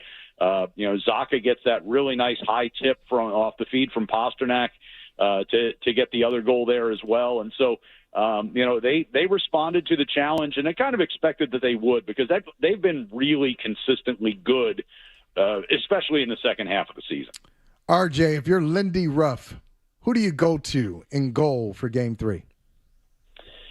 Yeah, I think I have a tough time not going with Alex Lyon. Luukkonen, it's his first playoff experience. The first game, he did all right, but the early part of the game especially, he looked a little shaky. Even when he was making saves, they weren't necessarily clean saves. And so, but he battled through that, ending up gets the win. But then last night, everybody's going to point at the geeky goal from center ice, and obviously, that's on him, and that's a total misplay. But giving up 4 goals on, I think he faced 18 or 19 shots, something like that. It wasn't like the Bruins were peppering him with 40 shots last night. After he gets lifted from that game, he and Lyon basically split the duties all season long. So it would not be a big stretch here to see Lindy Ruff turn to his other goaltender and give him the reins for a bit. Is there any point in this series or during this series, RJ, where we could, alter expectations for the Bruins? Just because through 2 games, outside of that little, the blip in the third period in Game 1, they've looked pretty almost dominant. Is there any reason to change expectations, big picture, based on a series against the Buffalo Sabres? You're talking about, how deep can they go in the playoffs? That's exactly what I'm talking about. Yeah. You know what? Listen, if they manage to get through this series, and they still need to win 3 more games, which is no easy task against a team that's been one of the best teams in the league for the last 4 months. But should they get past this series, listen, they can play against anybody in this league, and they can play against anybody in the Eastern Conference, certainly. So, every series will have its own, kind of ebbs and flows to it. Every series will have its own challenges. If you get a little deeper in the playoffs and you got to come up against, Tampa or Montreal, obviously those are different style of teams. If you play, if you get to the Eastern Conference Final and play Carolina, for instance, that's a really tough test in the way that they play and forecheck hard. So, it's difficult to kind of play it forward, but I went into the playoffs with the expectation, kind of as we went into the regular season expectation, that the Bruins are a hard team to play against. And over a 7-game series, the way that they can defend, their goaltending and their ability to kind of wear you down over a course of a 7-game series, they're not a team that I would want to play if I were another team in the Eastern Conference.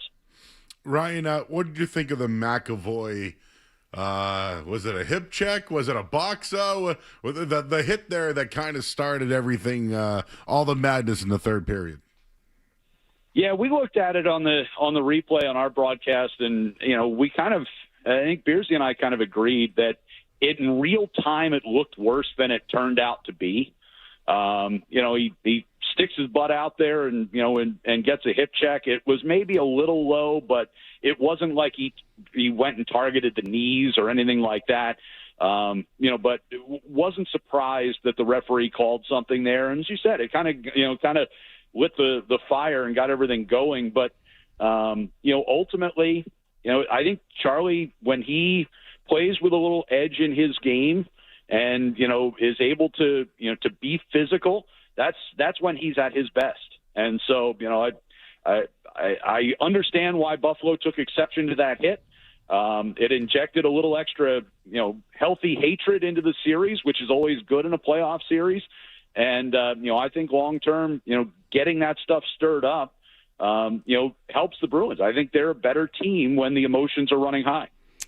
I looked at that hit. I felt like it was Marchand adjacent. It was kind of, it was borderline. Like, yeah, you can make the argument dirty, but then you can make the argument that it was just a play that was just short of dirty. It was just kind of one of those plays. RJ, I don't know if you agree with that. Yeah, like I said, in real time, I thought it was, kind of bad. We looked at the replay, and I didn't think it was anywhere near dirty. I don't think McAvoy is really that kind of player. Marchand got a bit of a reputation for hits like that. Marshy's always, because he was that kind of player. Well, and he's also a little lower to the ground too. Yeah. So just naturally, guys are going to flip over top of him. But I think McAvoy's trying to make a physical play there, and what happens. I was going to ask you. You mentioned the atmosphere in Buffalo, this healthy hatred. It's been a long time since Buffalo has been able to get excited about the playoffs. 14 years. What do you think of this atmosphere? Is it my imagination that it's just been so long for Buffalo that I think it's louder, or is it based on your experience? Is this one of the louder, more raucous crowds that you've come across? There's no doubt that game one was, there was some serious emotion. The crowd was piled up outside, hours before the game. There were huge lines waiting to get in. When the teams came out for warm-ups, it was already, really noisy in that building. And, it's been a really fun atmosphere to be around. And the best part is the Bruins have shut those fans up for, good chunks of games, and even had a few instances where the Sabres fans have started to turn on the home team a little bit. We heard some boos in game one in the third period when they were still down 2-0. We heard some jeers toward Luukkonen last night after he gave up that geeky goal. The next one, he stopped on a dump in. He got kind of a mock cheer from the crowd. So they've been really into it. Really, everybody in the city. I can tell you, but the day off between games, just being out in the city, everyone was talking about game one. Everyone. And so, this city has been crying out for this for 15 years. They finally get it. I think the Bruins able to weather that storm in game one, even though they didn't come out with a win. And then last night I thought, it wasn't quite the same level. It was when Josh Allen's chugging a beer before the game. But the Bruins were, kind of able to play a good road first period, get it scoreless, and then kind of took off offensively in the second and take the crowd out of the game again. And, you can see what happens when Buffalo scores a goal and gets the crowd into it.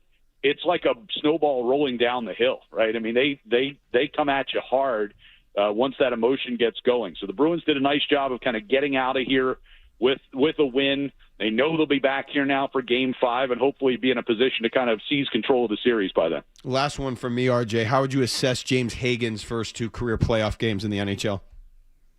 I think he's been solid. I think that whole line has been solid. Marco Sturm, said after Game 1 he thought that line was his best defensively, which is saying something when, Marat Husnudinov is the veteran leader of that threesome. I think Hagan's has been good. I certainly, and we talked to Fraser Minton about this during the first intermission last night. They'd like to be able to chip in a little bit more offensively so far. They haven't really connected with that. They've had, a few chances here and there. But as far as a two-way third line, they've been getting quality minutes out of them, and Marco Sturm's very happy with what he's seen as those guys get their first playoff experience. All right, Ryan, we were just talking breakfast. I know you're a man of culinary arts. What is your perfect breakfast? And have you, on your travels, is there a spot that you still think about that you had breakfast at that you'd love to go back to? Yeah, I'm not too big on breakfast on the road. I usually, just grab a protein bar or something like that in the morning and save my caloric intake for later in the day. But typically when I'm doing breakfast, it's a breakfast sandwich of some kind. So I found a few places along the way that have, some good sausage or bacon, egg and cheese on a bagel. I found a really good place in Hoboken, where we stay when we're in New Jersey, a few blocks away from the hotel, that does an amazing breakfast sandwich. It's got, little cream cheese on the bagel, plus bacon, plus a little hot honey. It's a whole thing. It was really, really tasty. No. I'm the opposite. I need breakfast. I can't just dismiss breakfast. See, RJ's a man who's got an internal calorie cap. He's got a calorie cap. Like, wait a minute. All right. I'm not going to devote my resources to the morning. I'm going to wait until I can eat later. So you just some protein bar. So hey, we spend a lot of days on the road, and if I was out eating 3 meals a day out at restaurants and whatever, I wouldn't be able to maintain this magnificent figure that I've built. So, gotta watch that stuff, especially when I gotta give a shout out. I had a listener on Twitter who has been telling me for the last 2 years while I've been at this job. Every time we come to Buffalo, this guy gets on Twitter and says, "You've got to check out this barbecue place." And I haven't been able to get there because typically we don't spend a lot of time here. It's just kind of in and out and play the game. But he recommended this place called Southern Junction Barbecue. It's a little outside of downtown Buffalo. It is absolutely phenomenal. Went there for dinner the other night, and their brisket was top shelf. They had good ribs. They had good sausages. They had, there's almost a kind of an Indian flair to some of their food. They had a brisket biryani as a side dish, a coconut curry barbecue sauce. It was really, really good. All right. Well, all right, RJ. We're hungry. All right, now. It was good. Thank you. We needed that, RJ. Great job. We're coming back home soon. It's Ryan Johnson, voice of the Bruins here on 98.5 The Sports. Ryan, appreciate you taking a few minutes today. All right. Have a good day, guys. You got it. It's Ryan Johnston. And, you know what? I am. Oh, the look in your eye when he was explaining that barbecue. But the way he described it was a great description. Yeah, I mean, you were just enjoying every second of that. You know what he should consider? He should consider play-by-play. Yeah. He does a really good job of just kind of painting a nice picture. I will tell you, when it comes to Asian food, Indian is now one of my. Oh my God, tikka masala. Yeah. With some naan and that curry. Oh. I like that. See, I like the naan with the tamarind sauce. You like that little tamarind sauce there? I'm a dipper. I'm with you. I am a dipper. In or out? In. You know what? Can we just play that next? Because I know would we have something scheduled? Well, yeah, the email bit is it's sponsored though, so we got to do it next. But and you got all these phone calls. We'll get to in or out. Don't worry. We'll do that. I got an idea for a bit. Okay, good. Email bit. Let's take. But yeah, we'll come back with that. We'll take a break. You're listening to 98.5 The Sports Hub.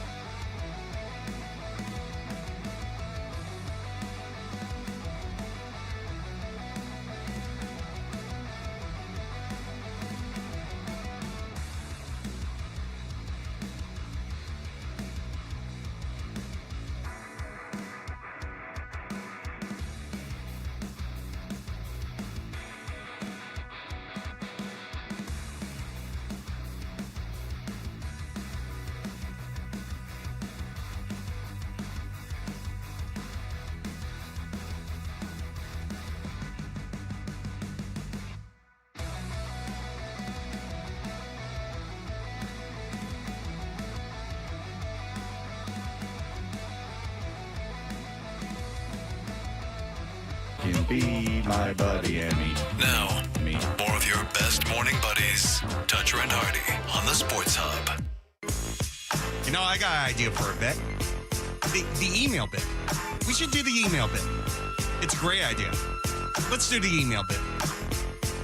All right, the Toucher and Hardy email bit, powered by Jeffrey Glassman Injury Lawyers. If you've been hurt in a car or work accident, you got to get Glassman. Don't just send an email.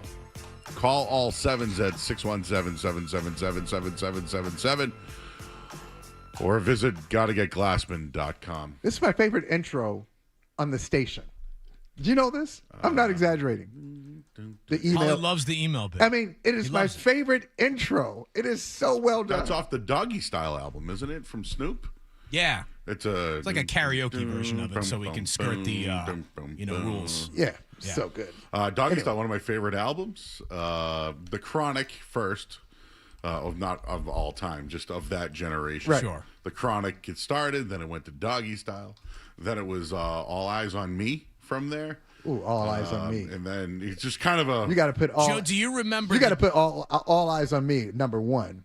Of the albums? Of those? Best written or done? You should have mentioned that first. Well, I was going in Yeah, order. okay, just chronologically. Right, Joe, do you remember, or Michael, do you remember the debut single that Snoop Dogg featured on? Because it was a Dr. Dre song, but it wasn't on an album. Was it 187? Yeah. That's right. It was Yeah. Deep Cover from Deep the Cover. movie Deep Cover. Yeah. Snoop Dogg. Because it's 187. Introducing Snoop Dogg. That's right. And you remember the first time you heard him, like, damn. Never Smooth. heard anybody sound, nobody like this. Right? Is like a silky smooth. It's the capital S and S from Fresh and double P, D-O-double-G. D-O-double-G, you see? That was the Yeah, that was yeah. the jam right there. Yeah. Man, this dude's got something. But the NWA stuff, I mean, if we're really getting into it. Actually, No Vaseline by Ice Cube. I think it's the best diss track of all time, but... You can make an argument you for can make that. an argument. Snoop Dogg almost went to jail for a long time, Yeah, didn't he? remember Murder Was the Yeah, Case? yeah. I watched the Behind the Music on VH1 back in the day. Have you seen That's a good one, Mark. It was Yeah. good. Have you guys seen the Diddy documentary yet? I have. I have not. Oh. Take a deep. Don't eat before. Yeah, I don't know if I want to. I just don't want to. And I haven't seen it. It's not that I haven't had time. I don't want to. I know. I don't want to see it. Yeah. You know what I Yeah. know what I did give once though recently? There was an 07 Red Sox documentary from like their championship. Don't watch it. It's not good. And I love everybody that's in it. I think I saw Rob Bradford in it. Which one is this? When they won the championship. It actually No, came what's it out called? like You're talking this about the year. DVD. Oh, it came out like this year? Yeah. I don't know. It was very recent. Like very recent. And On doesn't do it the justice. 07 Red Sox? Yeah. On the 07. You watch Jailblazers? Yes. I saw the beginning of it. Yeah, same. but I thought it was. I love that group. It was a great group. Yeah, it's the same. The guy who did it is the same guy who's worked on Celtic City. Okay. For HBO, I like that. That multi-part documentary. Do we have any emails? Because I don't like to read emails. I don't do emails. You don't do emails? It's not in your contract? No, it's not in there. Not in there? Dude, when you have full phone lines, you don't need to take All right, it. You can let's read just- emails. let's Look at you just go. Rock and roll, baby. What's got Joey in Kingston? Joey. Hey, morning, gentlemen. So, hey, let me start off. I'm not much of a reader, but I do have Patriot Rain by Marco Hawley on my bookshelf. All right, Great book, great Joey. read. I recommend it, man. Appreciate you, man. Thank Michael, you. You're welcome. Very welcome. Michael, when did you first get to Boston? 1994. Okay, and the reason I'm asking that, I'm a few years older than you, because a couple Sundays ago, Dundero and Joe, they had this incredible back and forth about 90s music and bands, which I was impressed. I'm stuck in the 80s. But they talked about dive bars. That's why I was asking kind of when you got in town. So I was in college from 84 to 88, and I looked 9 years old. And the dive bars were the only places I could get into. I just had to show a library card. Mm-hmm. But if you went to a Sox game, there was Father's 2, the original Baseball Tavern, the Ratskeller, which was unbelievable. I saw Chrissy Hines there, I think, in 86. Sullivan's Tap, it's changed since back then. They've widened it. It used to be the width of a bowling alley back in the day. Copperfields. But, Come on. That was the easiest place to get a Copperfields, beer. too. Absolutely. I used to But do Joe- Friday night broadcast there. Joe, there was the Beacon Hill Pub.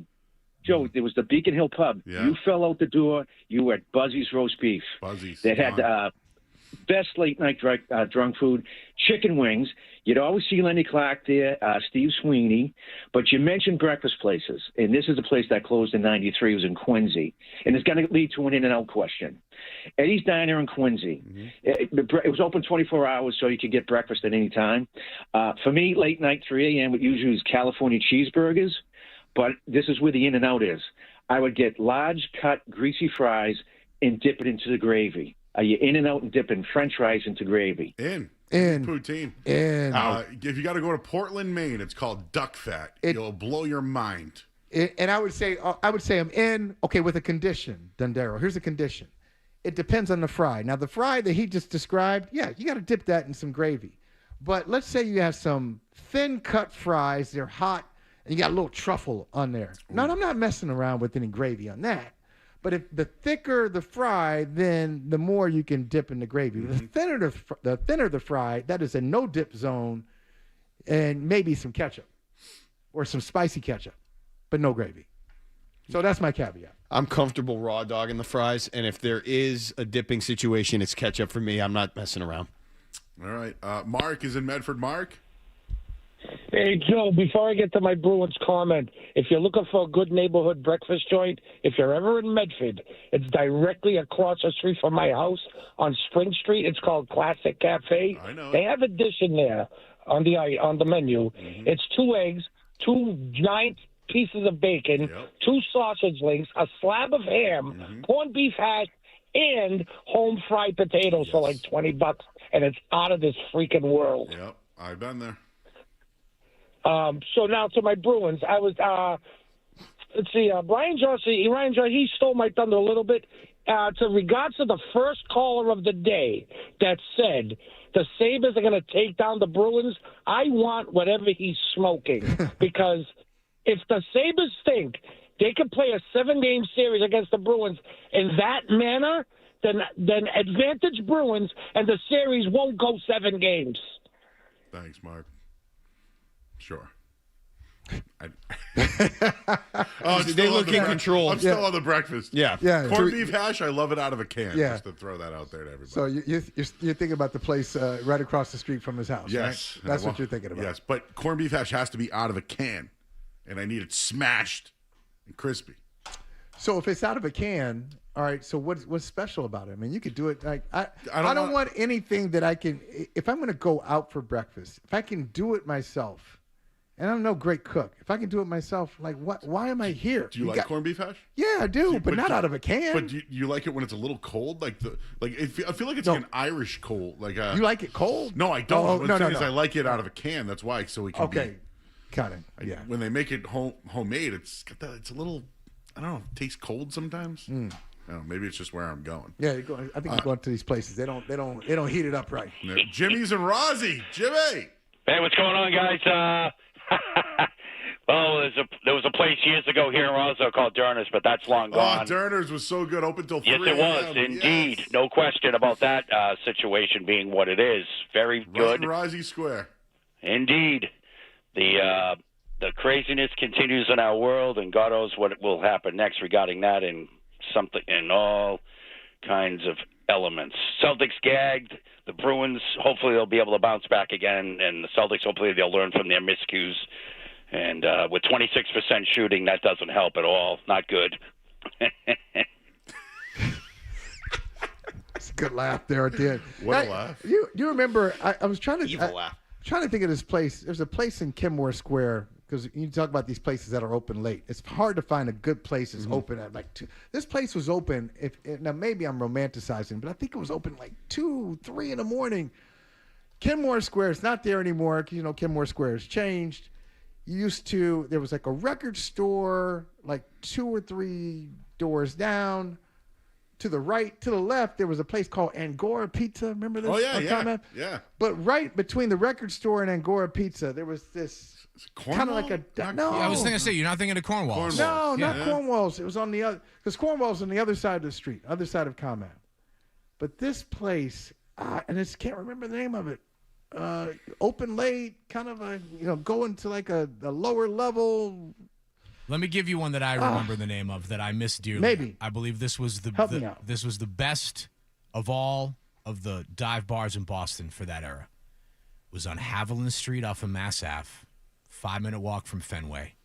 Berkeley neighborhood, northeastern neighborhood, TC's Lounge. Oh, TC's, yeah. TC's Lounge was the best spot as far as I was concerned because it was a neighborhood bar, a little dive bar. That again, you'd get like some Berkeley kids because it's in their neighborhood, some northeastern kids coming from down the road. You'd bop in and out before or after the Red Sox game because it was a close walk. I loved TC's. It's the best place back in the day. Malls, is that still going in Southie? Is that what that is? I don't know. Yeah. All right. We'll wrap up a few more calls here before we get out of here. Anything else you guys want to add today? Any more you want to add? Sports? Sports, music, food, dive bars. I was thinking about the icks from yesterday that Kendra, if you missed it, I just was trying to think what my list would look like, and I couldn't come up with a bunch for women. It was kind of strange. If I can give you one musing before we go. Yeah. I was talking about lately how when I go up to a urinal now, I feel that. Do you feel that you have open range to just let it rip when you're at a urinal? Because I talked about this before I left for my trip. The first thing that happened, I go to the bathroom before the airplane. Yeah. And people are letting them rip it. I'm laughing because I just talked about this. Yeah. But I noticed every time I went into a public bathroom and I was at a urinal, everyone was letting him rip. Wait, are you talking about farting? Yes. Oh. Yes. I think farting at the urinal, in or out? In. I mean, where else are you supposed to fart? I feel like it's like a common thing now. Yeah, I mean, I just think that's better than. But you know what though? I heard once you said you're out on crop dusting or whatever. It's I don't called. like to crop dust. Yeah, I don't I want to feel crop like, dust. okay, anymore. I get that, but I mean, where are you supposed to fart? See, that's the thing. And I'm going to say, I'm with you, Dundero. I'm going to say in. Why? I have my mother's voice in my head from going back from 6 or 7 years old. You would fart.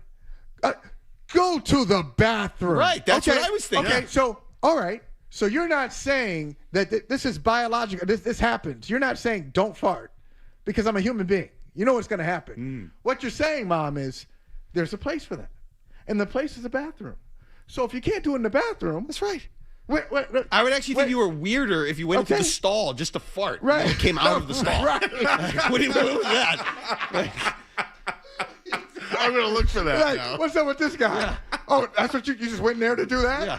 What are you doing? What are you trying? What are you playing at? What is this?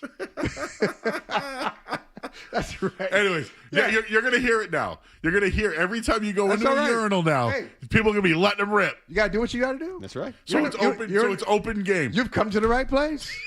We're all here. We're all here doing our version of whatever it is. Just remember, it's going to happen, and you're going to think about this moment. I have a single. You got a double. Okay, so you gotta do a couple of things. I just have to. Adam 12. How do you feel about this? Adam 12's in. It's time to break. Open range. It's time to give Dondero his time here to give us his update. One of the final headlines of the day coming up next here on 98.5 The Sports Hub. Sports Hub headlines. The Bruins responded emphatically after they gave away Game 1 in Buffalo with a 4-2 win in Game 2. Victor Arvidsson, 2 goals for the Bees. Morgan Geekie with a silly goal as they jumped out to a 4-0 lead. Proved insurmountable. The series is now tied at 1 game apiece. Game 3 set for Thursday night back in Boston. The Celtics were outshot last night at TD Garden after a Sixer beatdown in Game 1. Boston fell to Philadelphia in Game 2 by the count of 111-97. Caesar just 13 for 50 from three-point range. Jaylen Brown did have 36 points, but it wasn't enough. Game 3 will be Friday night back in Philadelphia. Elsewhere around the NBA, the Lakers took a 2-0 series lead over the Rockets, thanks in large part Marcus Smart. 25 points, 5 of 7 from beyond the arc. LeBron James, 28 points. Trailblazers evened up their series with the Spurs at 1 game apiece. In that game, Victor Wembanyama left early with a concussion. He's now in the protocol. And in baseball, the Red Sox mustered just 4 hits in a losing effort against the Yankees on Tuesday night. 4-0 was the final game. Check that. The two clubs will do it again tonight. First pitch, 6:45. It'll be Ranger Suarez on the hill for Boston opposite the Yankees, Max Fried. Sports Hub headlines are powered by AAA Work Trucks in Billerica. Be a pro on the road this spring with new equipment on your work truck or van. They'll take the work out of your next work truck. Visit AAAWorkTrucks.com. I'm Mark Dondero from Boston's Home for Sports 98.5.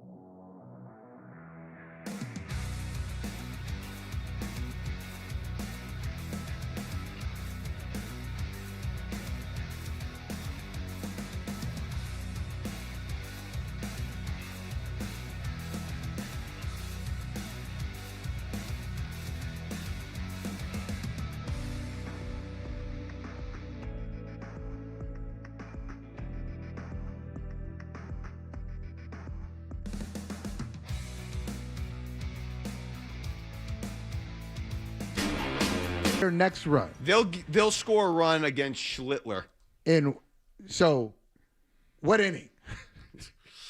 Ooh, you This can is bet on- you can bet on I that. know you can bet on it. That's why I'm asking. I know I'm in the right place. That's a good one. I'm going to say they're going to score a run in the third inning. Okay. Today. Their next run will be in the third inning today. Okay. The Red Sox are 9-14. They would need to finish 80-59 to match the 89 win total from last year. That ain't happening. Not an insane pace, but an insane pace for this team. That is not happening. I mean, what's going on with Crochet? Can he find his form? What's going on with Roman Anthony? I mean, two of the best players aren't playing near to their level of, their capability. Roman Anthony can be explained by youth, even though I don't want to use that excuse. But you can, if you wanted to use that excuse, you could. But Crochet has given up 16 runs in his last two starts. I haven't seen that from a lot of aces over the years. Just like that one, let's call it the outlier start where he gives up 11 runs. Okay, you never see that from an ace. But then to follow that up with 5. You know what pisses me off even more about that? This is something's not right there. He didn't do the World Baseball Classic, so he could be ready. Yes. He's not even ready, or he's not playing well. But do you think it's that? I don't think it's that, but I wanted him on the team. I would say when aces perform like that, I always go to injuries. I always say they're hurt. Well, he looks at with the way his breaking ball was looking the other night. It was mushy. He did not look right. It looked like an injury. I don't know, but it's what it looked like. He didn't look 100%. Well, just to be critical, they have Peyton Tolle and Connolly Early, and they went out and got Sonny Gray and Johan Oviedo, and they're both hurt. So, this whole offseason, they spent money on Ranger Suarez. They traded 2 guys that they didn't probably need when they had 2 guys that were probably ready to go. The roster construction, I'm telling you, there's anything that we talk about. Crochet, right? He's probably overcompensating and injured himself. Right. Because he's doing too much. Right? So I feel like Roman Anthony is now overcompensating too much, trying to get on base instead of maybe trying to drive the baseball. And it's trickling down the whole entire roster. I know we're in the playoffs right now, and it's why are we talking Red Sox? I just had higher expectations than this, and I think the loss of it. If Alex Bregman was here, are they this bad? Is it about one player? No. Are they this bad with Alex Bregman? Yes. But yeah, he would help, because then you would look at it and say, well, he's got a track record. He can turn it around.